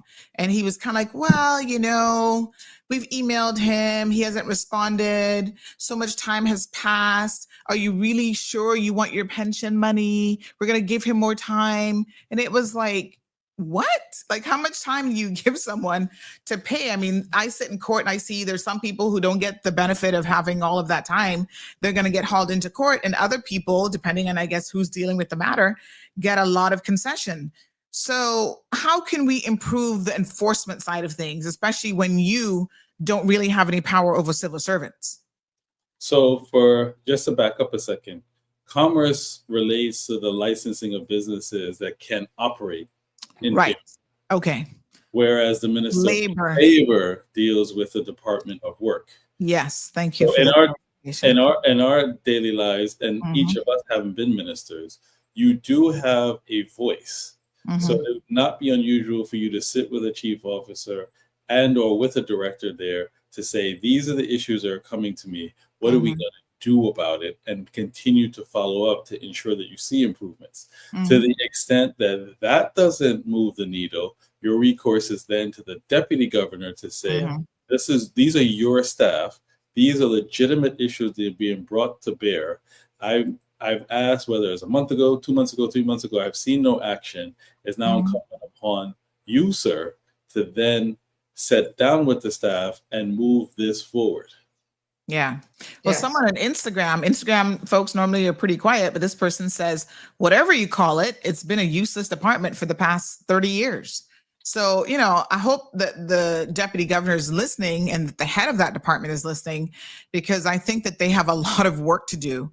And unfortunately, they're if we were, how they do these polls about, different things. If we were to take a poll on maybe which department needs the most forward-thinking help, it might be that specific department. So I think, All right, Miss Arlene McFeel says, Wayne, you were premier and allowed all the ministers to have their own Tahoes to drive around. Why was this approved? As premier, you can say, no, we can't allow this. Well, here is a difficult situation you put in. I am being told that I can't drive myself, which would have been my preference. Sorry, it would have been my preference. That I have to have a driver and a car. Fine. I actually use my own car. I use the driver they provided. The other ministers, my position with them was, we should not be spending money on these vehicles. Now, there had been a previous when the PPM government was in place up until or prior to 2021, they had bought a particular Tahoe, and Andre, correct me if I get anything wrong on this.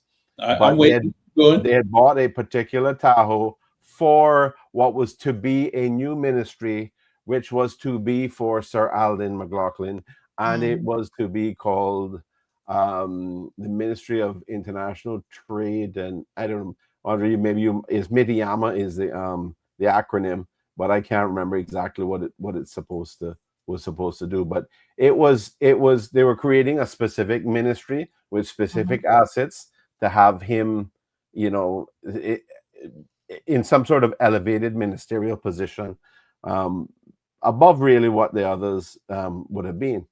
And we had ministers who were traveling around the Caribbean to different places, coming back and saying, yeah, they treat their ministers much different there. They treat them much better. They give them their own drivers. They give them their own brand new vehicles, their Tahoes. And my position was, listen, we haven't done this historically, and we shouldn't be doing this now. However, we had people like the previous, the original deputy premier and minister for finance telling the ministers, well, once the money is allocated to your ministry, it's up to your chief officers to spend it how they want. So they would then go, the ministers would then go to their chief officers and say, can we do this? I'm telling them no, and they're behind closed doors asking to have this done. So, this is how it starts. And you had one doing it, then another one doing it, and then it became difficult to clamp down on everybody. So that's how that eventually happened. But Andre might have more a different angle on it. Just to clarify, Wayne, you did not approve them to go out and spend money. I did not. Okay. Yeah, exactly. I'm glad you posed that question, Sandra. Yes. Because there's two things to query in the last comment. One, Wayne did not approve them. And then two, it wasn't all ministers. So as Wayne just said, in my particular case, I inherited mine because apparently I wasn't intended to be a minister after the 2021 election by certain people's designs. But the voters voted a different way. So mine was already purchased before the 2021 administration commenced, and it was inherited. And even then, I used it very sparingly. I remember driving myself around for the first 18 months, and only where there was an official function. I think, Sabrina, you functioned in the same way. I remember us showing up to events in our own vehicles. Yes. Only if it was going to be a particularly protracted day where you'd be out very long that I would email or WhatsApp and book through the protocol office and say, this is a very long day. Or if you had a certain set of guests that are coming in, and you wanted to have that finished look for the government, we would then do it. And then the only time after that is where I became deputy premier, and it comes as part of protocol that they say, just like Wayne said, their protocol advice is that the premier and the deputy premier do not drive. Yeah. I think, Sabrina, you can chime in. Yes, definitely. And thank you for the opportunity for clarification, because the Ministry of Health and Wellness at the time, for decades, had no asset of a vehicle. And exactly as Andre alluded to, that was bought as an asset for the ministry and only used when you had delegates coming in, because we found out in the earlier days after elections that protocol did not have vehicles to assist the needs. There were times that we had to go in our ministerial capacities to events, and they just would have to go to rent a vehicle and all of that sort of stuff. And they were just not able to keep up. And I think without protocol services having a policy, because this was a first time ever anything of this nature in its volume presented itself to the protocol office, is why it just went pretty much haywire. But yes, people will know me. I've driven my own car for pretty much the entire term. That's true. It was only when we had to go to official events, and my ministry always argued with me, because they said, where else in the world do you go? And you actually find your minister driving your chief officer, deputy chief officer, and staff. I said, look, this is my honor to do this. They're like, minister, but this is not protocol. I said, look, we're just doing this. We're a team. Let's go do it. But they found that quite comical, that it was nothing to me. Many a times I would even drive them in my car, despite the ministry car being in the basement. And we would show up at official functions, my staff being driven by myself. You know, I'm glad that this was clarified. And something else you said, Andre, that I want to make sure that people don't miss is the fact that some of these vehicles were purchased at the end of the tenure of the previous administration, which was the Progressives administration. So when they sit back and want people to believe that they were fiscally responsible, well, they were also out there buying a what's the premier's car that they bought? The Land Rover. The Land Rover or something. Range Rover. You know, and you know, Mr. Wayne Panton didn't want to drive that car. He wanted to drive his own eco-friendly car that he could charge at his own house. So, folks, it's just ridiculous. We need to look at the track record. I remember when you guys first got in, there was a lot of hoopla about two major issues. I want to remind people, because it comes back to this concern about the budget, right? One was the funding of the foreign offices. The other one was in relation to pay increases for MPs and the other benefits of 3 months of severance pay and all this kind of stuff. When you guys first got in, everybody was cussing you and saying, oh, how are you guys giving yourselves a pay raise already and this, that, and the next thing. Explain to us again how that actually went down. You went in there and found that at the last minute, at the 11th hour, 11.59, the progressive government had pushed these things through in anticipation of the fact that they would be getting the next government. That's why Andre said he was never intended to be a minister. No one even saw him coming. He was even intended to get elected. He was one of the people that declared at the last minute. So the progressives intended to take the government back. So they were getting all these additional benefits, even as ministers and government officials for themselves. That's why they put no budget in place, so that this government, explain to us how it worked now, Andre, had to go out there and find money to fund the foreign offices. And didn't you decide not to open certain foreign offices as well because you didn't have the money? So that's correct. There's two avenues to apply for additional funding. One is Section 11.5 under the Public Management Finance Act, which Cabinet approves. The other one is Section 12, where you have to go to Parliament within Finance Committee to get the budget approved. Cabinet still has to approve presenting in Finance Committee. So that step was completed, and it's at the tail end of the 2017 administration. But getting to Finance Committee never occurred, which means under the law, Public Management Finance Act, the money cannot be used yet. The civil service during the election period, campaign period, decided to use that money presumably on the basis that the persons or the ministers who approved it under the 2017 administration in some form would return in 2021. But then the unexpected happened. Tax showed up. And then this was uncovered and it went haywire, which means that you're spending money that has not been approved by Parliament yet under that section. That is wrong. Yeah. We then were in the position where, remember now, have your audience go back to 2021. We're still coming out of COVID. We hadn't reopened yet. Persons are hurting. Small business owners and micro businesses in the tourist business, yes, the workers had stipends, but the business owners who had their assets saying, how do we survive? You all have given to the employee, but we have heavy assets that we have to continue to maintain. And so what we did was divert funds and do the proper procedure to go to Parliament Finance Committee and divert the funds that were intended to the overseas offices to have a new program for those tourism, micro and small business owners so they could survive. Because at the time, you have to make hard decisions. Yeah. I couldn't sit there and say, as a former overseas rep, that I'm against the overseas offices. That was the job I had just held. But at the time, you had to think, what is the priority of the country? Where does the country need the most help?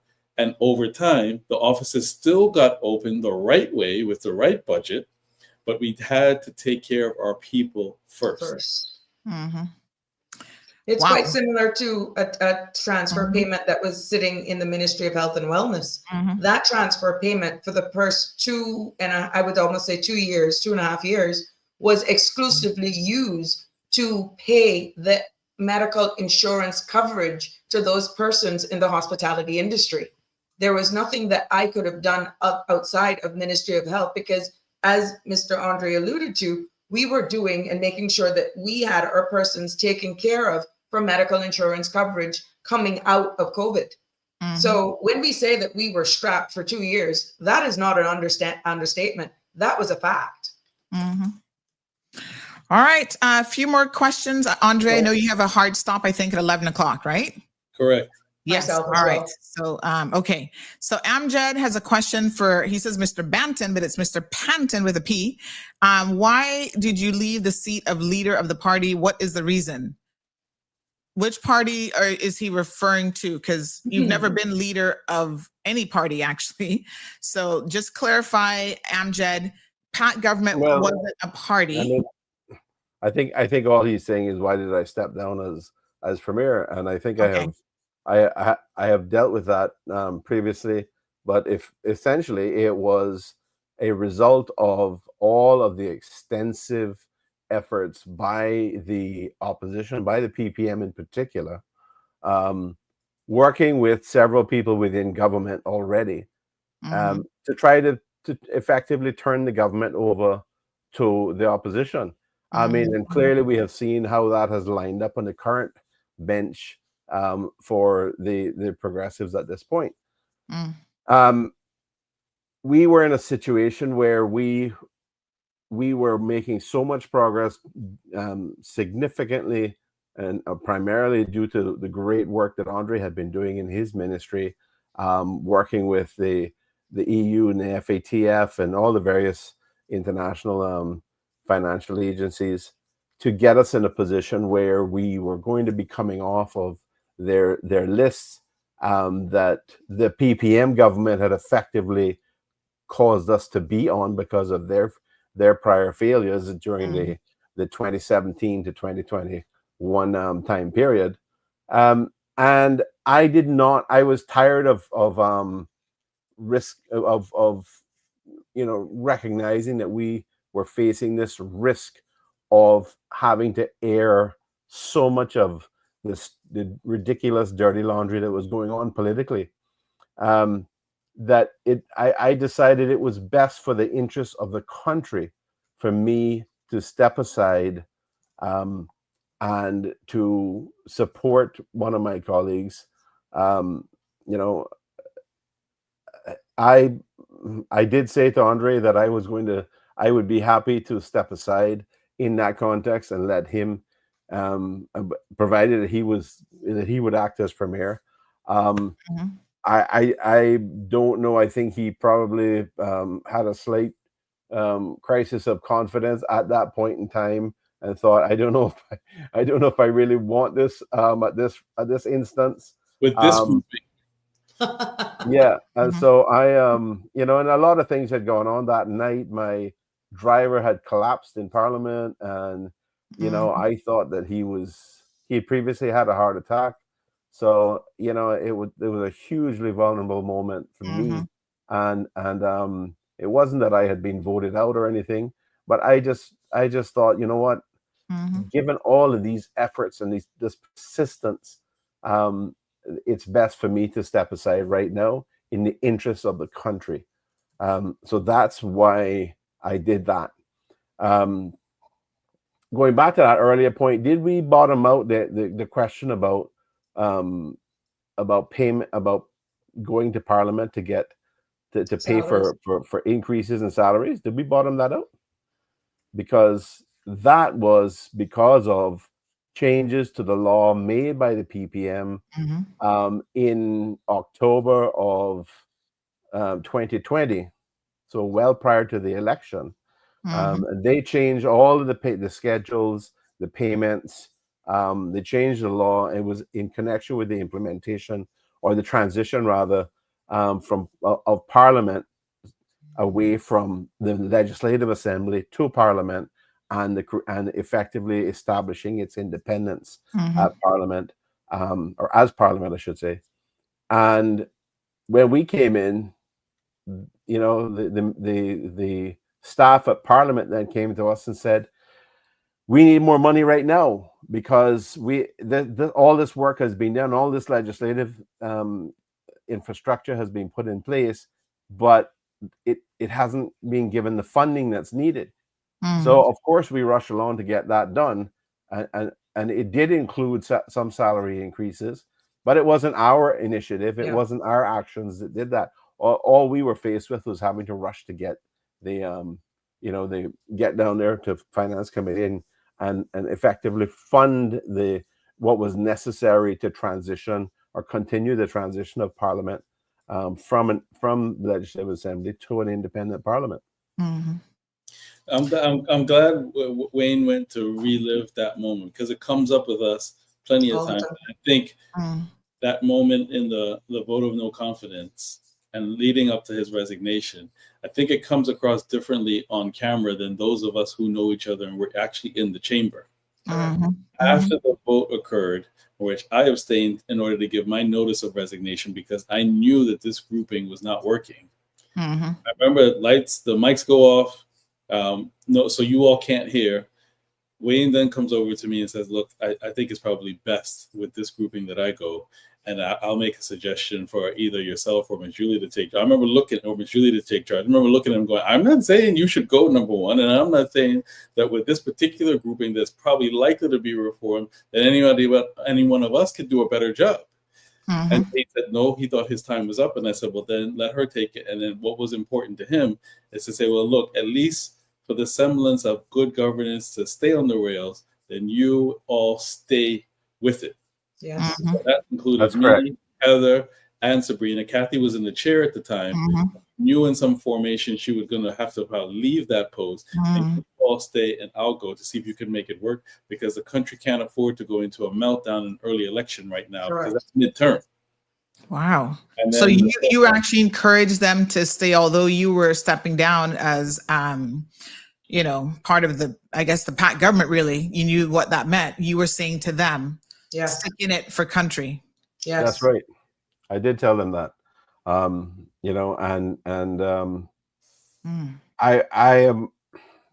only surprised they lasted as long as they did, to be quite frank. But I did say to them, listen, you all have to continue this fight. This change will hopefully provide some respite to all of this political back and forth and shenanigans that have been going on between certain members of the government and the opposition bench. And it's going to be up to you. I will help from the sidelines as much as I can. And I hoped and prayed that they would be able to get through, and that they would be able to influence things, influence the right results and the implementation of or continuation of good governance that I had initiated. But as I said, I knew what they were up to in terms of their attempts to gut the National Conservation Act. I knew the promises that had been made by the certain individuals who had left government in order to try to trigger an effective vote of no confidence, which failed. I knew what the plans were. I knew who was involved. I knew the individuals from the private sector who were involved. But I hope that the government would be able to prevail and get through it. But they continued with those blatant efforts, and here we are right now today, able to tell the story. But unfortunately, my colleagues, the four of them, had to resign at the end of October last year because they just couldn't align their principles and values with what was going on in the government. And it takes guts to stand up and take a position on principle when you know it's going to cost you, when you know you're going to be attacked over it. But you're doing the right thing for your country and the people of the country and their children. All right. Miss Ann says, call them by name. They're now clothed officially as PPM. Let's go ahead and wrap things up. I don't think you have to call them by name because you know what they're clothed as. So there you go. Let's go ahead and wrap things up. Andre, you had quite a turnout last night at your TCCP final rally. There was somebody in the comments, I think that was Roar came out earlier, saying that, wow, what a show last night. And it's not just a show. You guys are saying that, hey, this is what we're all about. It was very, very heartfelt, and a good crowd came out in support. There were tons of people, thousands of people. Roar came out and says that meeting last night was lit. So talk to us now about the way forward. Tomorrow is, of course, the day. We had a wonderful TCCP night last night. More than we could have ever have hoped for. Our volunteers and service providers and friends and family put the number 500 plus, and that's not counting who they can't see, who might be in a parking lot away listening as either public or civil servants or otherwise. It was, the weather held up, mercies of God, which has been Sabrina saying since we were in caucus. Mercies of God.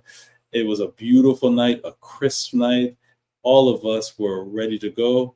Even Natasha, before she got the news, yes. I was like, who put something in her water bottle? Yeah. I don't know if you listened to Natasha last night, but she was on fire. So the speeches were great. The entertainment was great. The setup was great. All of our service providers and volunteers did a fantastic job. And I think we delivered, most importantly, a message of hope to the country. Because at the end of the day, you can continue to paint as dark as a picture as you want. But ultimately, what the election is about is to create a positive change to take the country forward. Otherwise, why are we then voting? So what we wanted to harness last night was that positive energy, that nerve that we've touched as a young party, just over 3 months. It's clearly touched a nerve with that sea of teal that has been consistent meeting after meeting, poll after poll, and say, let us rise up and create something new, and let 2025 be the watershed moment where man says enough is enough of the politics of old. As one of the commenters just said, at least they're transparent. You can see them all together now. Yeah. It's time to leave that era behind and forward with a new approach that puts Caymanians, all Caymanians first, because what we have seen is people taking care of the few, the select few, and not the many. All right, Wayne, final words ahead of the vote tomorrow. Newlands, of course, out and about. Yes, thank you, Sandra. I have been busy because of our extended time this morning. I've been busy rescheduling meetings that I had that I had set up for what was supposed to be the end of the show earlier today. So I'm going to be going out and doing a number of meetings with people. Then tonight we have our final rally outside of just on the roadside by Jason Avenue in Savannah near Miss Heather's house. So that is going to kick off from about 5, I think. It's starting a little bit early, but we want to catch a lot of the traffic that's coming by and to be able to reach them, as well as people who come and stop in, and we'll go on until about 8 o'clock, maybe a little bit longer. We know the next day is going to be very tiring for everybody, so we gotta allow our volunteers and everybody to go to get some rest. But yes, please come out.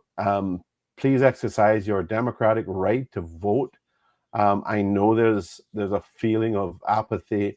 I know there's a feeling and it's driven by frustration, I should say. They're frustrated at the politics that has gone on.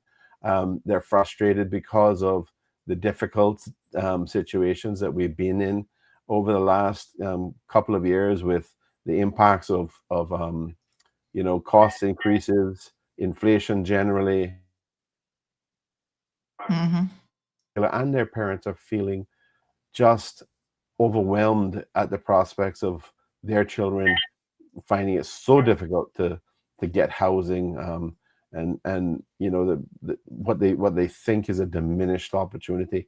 And our role here is to offer hope, and we have set out in our manifesto, and that, things that we've communicated to the people over the last months, ways that we will make a difference to start giving our people hope again, giving our young people the feeling that there is a future for them that they can look forward to, and their parents can feel good that their children will have a future that is positive rather than bleak as it has seemed to them, because of all of the changes. So please come out.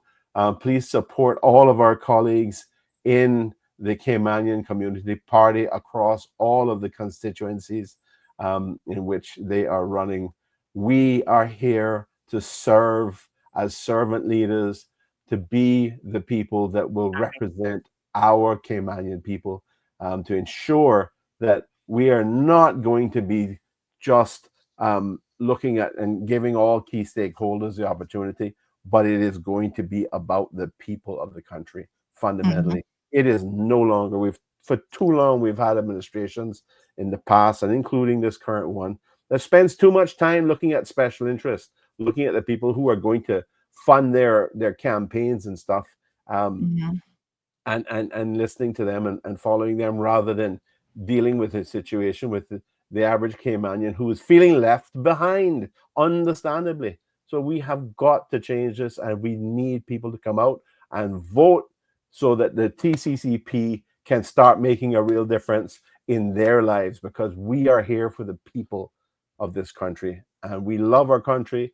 we love our constituents, and we're here to serve. So come out. Come out tomorrow and vote. Tonight we're going to be having our event, and there will be multiple events around, I think, but the 4 Bodden Town members are going to have our event in Savannah starting at 5 this evening. Looking forward to it. Love you all. Have a fantastic day. One burning question. This person's asked it several times, so we want to squeeze it in. Cabinet grants MPs family project to dredge Marine Park, August 2024. Why was this not objected to by Mr. Panton? Well, you weren't part of cabinet or the government at the time. The better question is, what is TCCP? Because I don't think it's been acted on. Can TCCP do anything about that? Well, first of all, you're right. I wasn't a part of cabinet at the time, and I know that Miss Heather obviously has a family interest, and I know that she would have made sure that she recused herself from any discussion in relation to that. But I will tell you that there are alternative ways of addressing this thing without having to do this kind of dredging. And I will tell you that the family has certainly given me an indication that they're very open to that. So there's no work that's being done on it at this point. And we are looking to implement a different approach, a different alternative, which will not involve that kind of impact.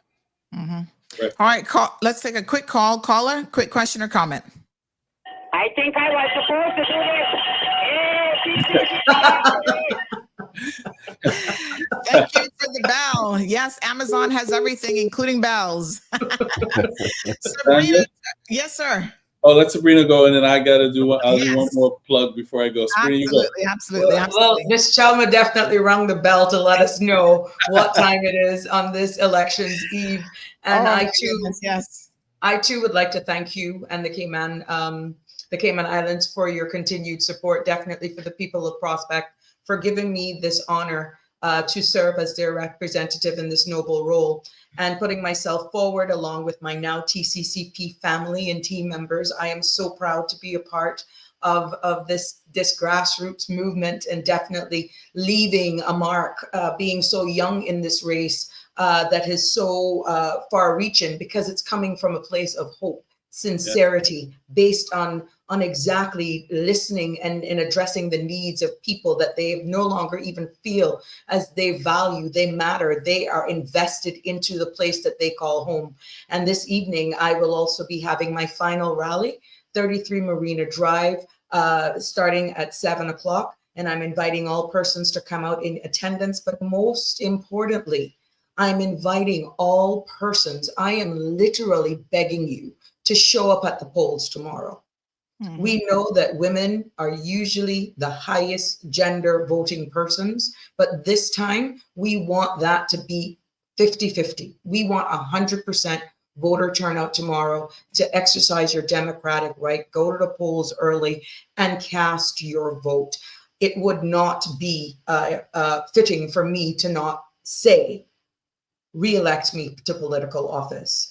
Give me that second chance to continue all the works that I have started, and definitely joining the TCCP even validates that more. You have structure, you have a core of people that definitely can honestly, genuinely say, we're going to hit the pavement running, get this country back on track, and you will see results. You've seen it, you feel it. That's not by coincidence. That's definite divine intervention. And I feel wholeheartedly, I am light when I tell you that I am optimistic. I am hopeful that we will be walking down freedom streets hand in hand and bringing our country forward. Thank you so much. Thank you. Mr. Andre, last word. At a district level, I'm going to plug Kathy and I make our final West Bay stand in this 2025 campaign. Tonight, across the street from Foster's Republic's West Bay on the vacant land, we will be there from 7 p.m. sharp. The idea is to start promptly and to end promptly, because there's a lot of work to still do. Per the Elections Act, every candidate, every team, every group has to remove all campaign material in the air, in cyberspace, and on the ground by midnight the night. So we have to get that work, make sure it's completed in compliance with the act, and then be ready to roll on election day. So it will be a heartfelt but abbreviated meeting. Yes. At a country level. Yeah. It has Go ahead.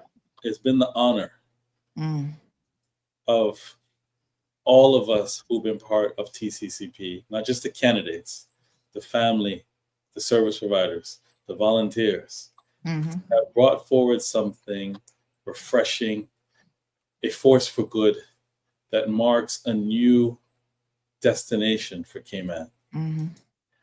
And so my colleagues, as I said in the last team meeting, Lord and people willing, you will not get rest because the work will continue right away as soon as you take office and have constituents and stakeholders to answer, to do as much good as we can for as many Caymanians as we can, as quick as we can.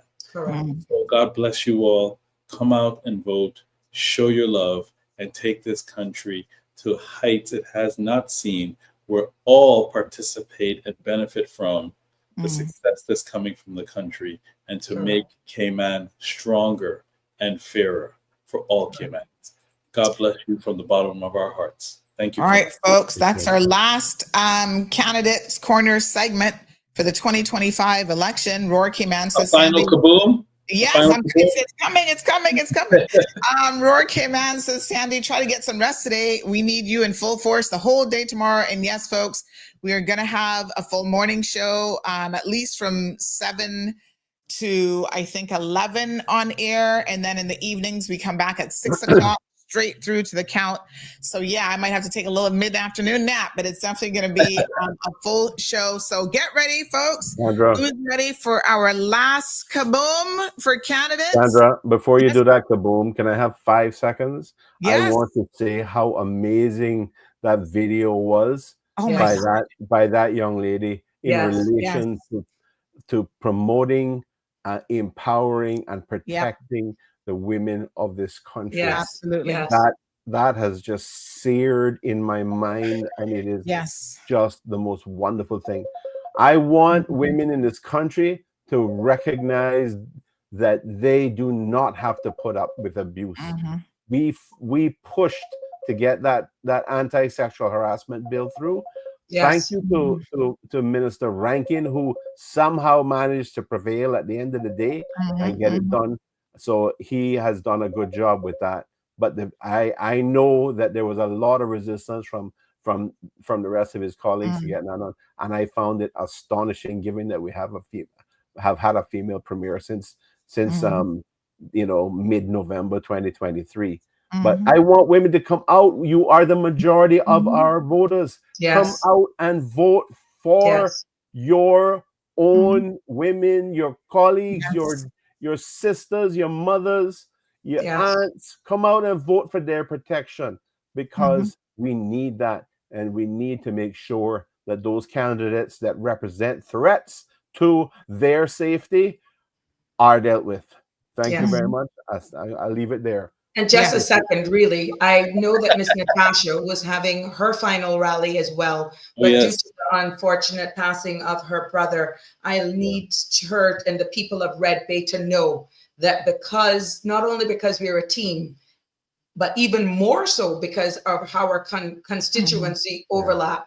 Don't you worry, Red Bay, I got you covered this evening as well, on behalf and for the TCCP party, but also for Miss Natasha. So I will be definitely including her wills and everything that she has planned to bring forward for the Red Bay constituency as well this evening. And again, public sincere condolences to the Whitelock family, and especially the uniform services, who, ironically, last night, out of nowhere, I saluted the uniform services, having no clue at that time what was happening. So how fitting. God bless, and all the best for a beautiful Cayman Islands. Yes. Excellent point. Excellent all right, point. folks, final kaboom. We're ready? Resources for Natasha. She won't have to. Absolutely. I love that teamwork. I love how you have her back. But folks, this is going to be the final kaboom here on the show for the 2025 election. We will be covering Ralston's meeting this evening. He had us booked. Of course, you had an opportunity to watch the TCCP final rally on CMR last night. Feel free to obviously go back in case you missed it, but I know lots of people are on the live stream. But here we go. Make your vote count, folks. We'll see you tomorrow morning. Have a beautiful rest of your day.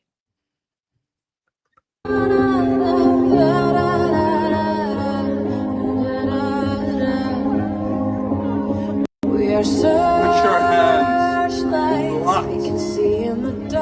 that we will be an unbreakable force. We got our 10. You lock and go get another 10 with that wall of teal. because it's your love that's going to drive us over the line. Because they sold us down the river too far. Their time is up. They don't have the answers. They're only interested in the positions they hold to serve certain masters. You need to ask them, what about us? Who's going to look after you? TCCP.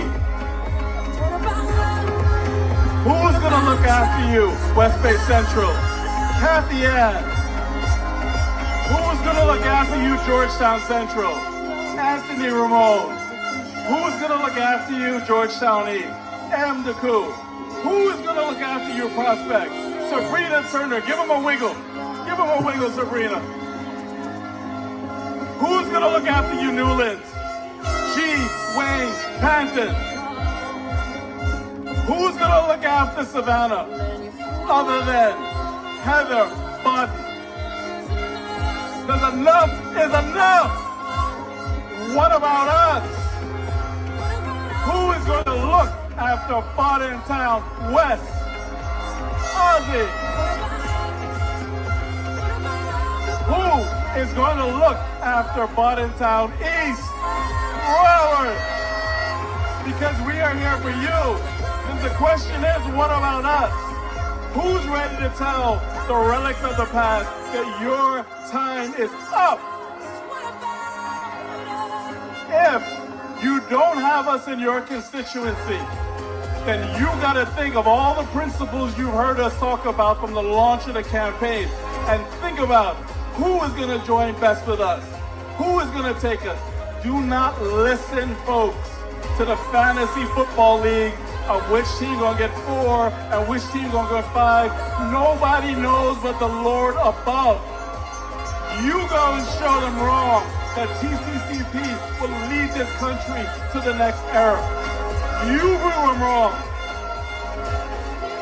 And if, by the grace of God, any of us should fall, what you can believe in is that this circle of trust founded by the Lord will find the most talented people who most fit with us to take this country forward, and anybody who falls will still come along with the party.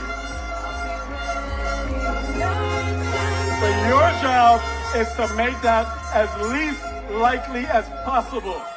Because what about us? So Cayman Islands, civil servants who can't be here or are dressed in black, we come in to help you. You've seen it firsthand. You can't say it. You know we've seen it. And you know what you were up against. Help is on the way. Trust us, help is on the way to make your work matter, to take this country forward.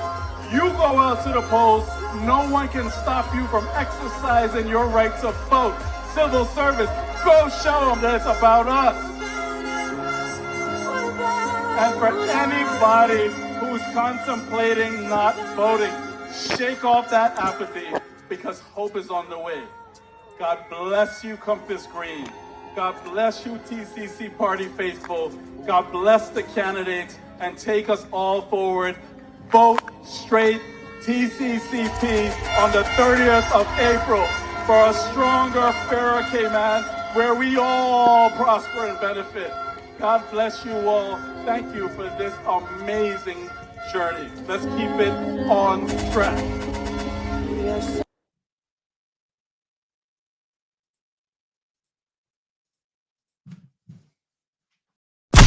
Thank you for tuning in to another episode of The Cold Hard Truth on Bobo 89.1 FM. Cayman's #1 talk show is live weekdays from 7:30 a.m. Never miss an episode again. Watch anytime on CMR's Facebook and YouTube channels for the latest show episodes. Don't forget to follow us online on our social media channels. And visit CaymanMarlRoad.com for all the latest news and community happenings.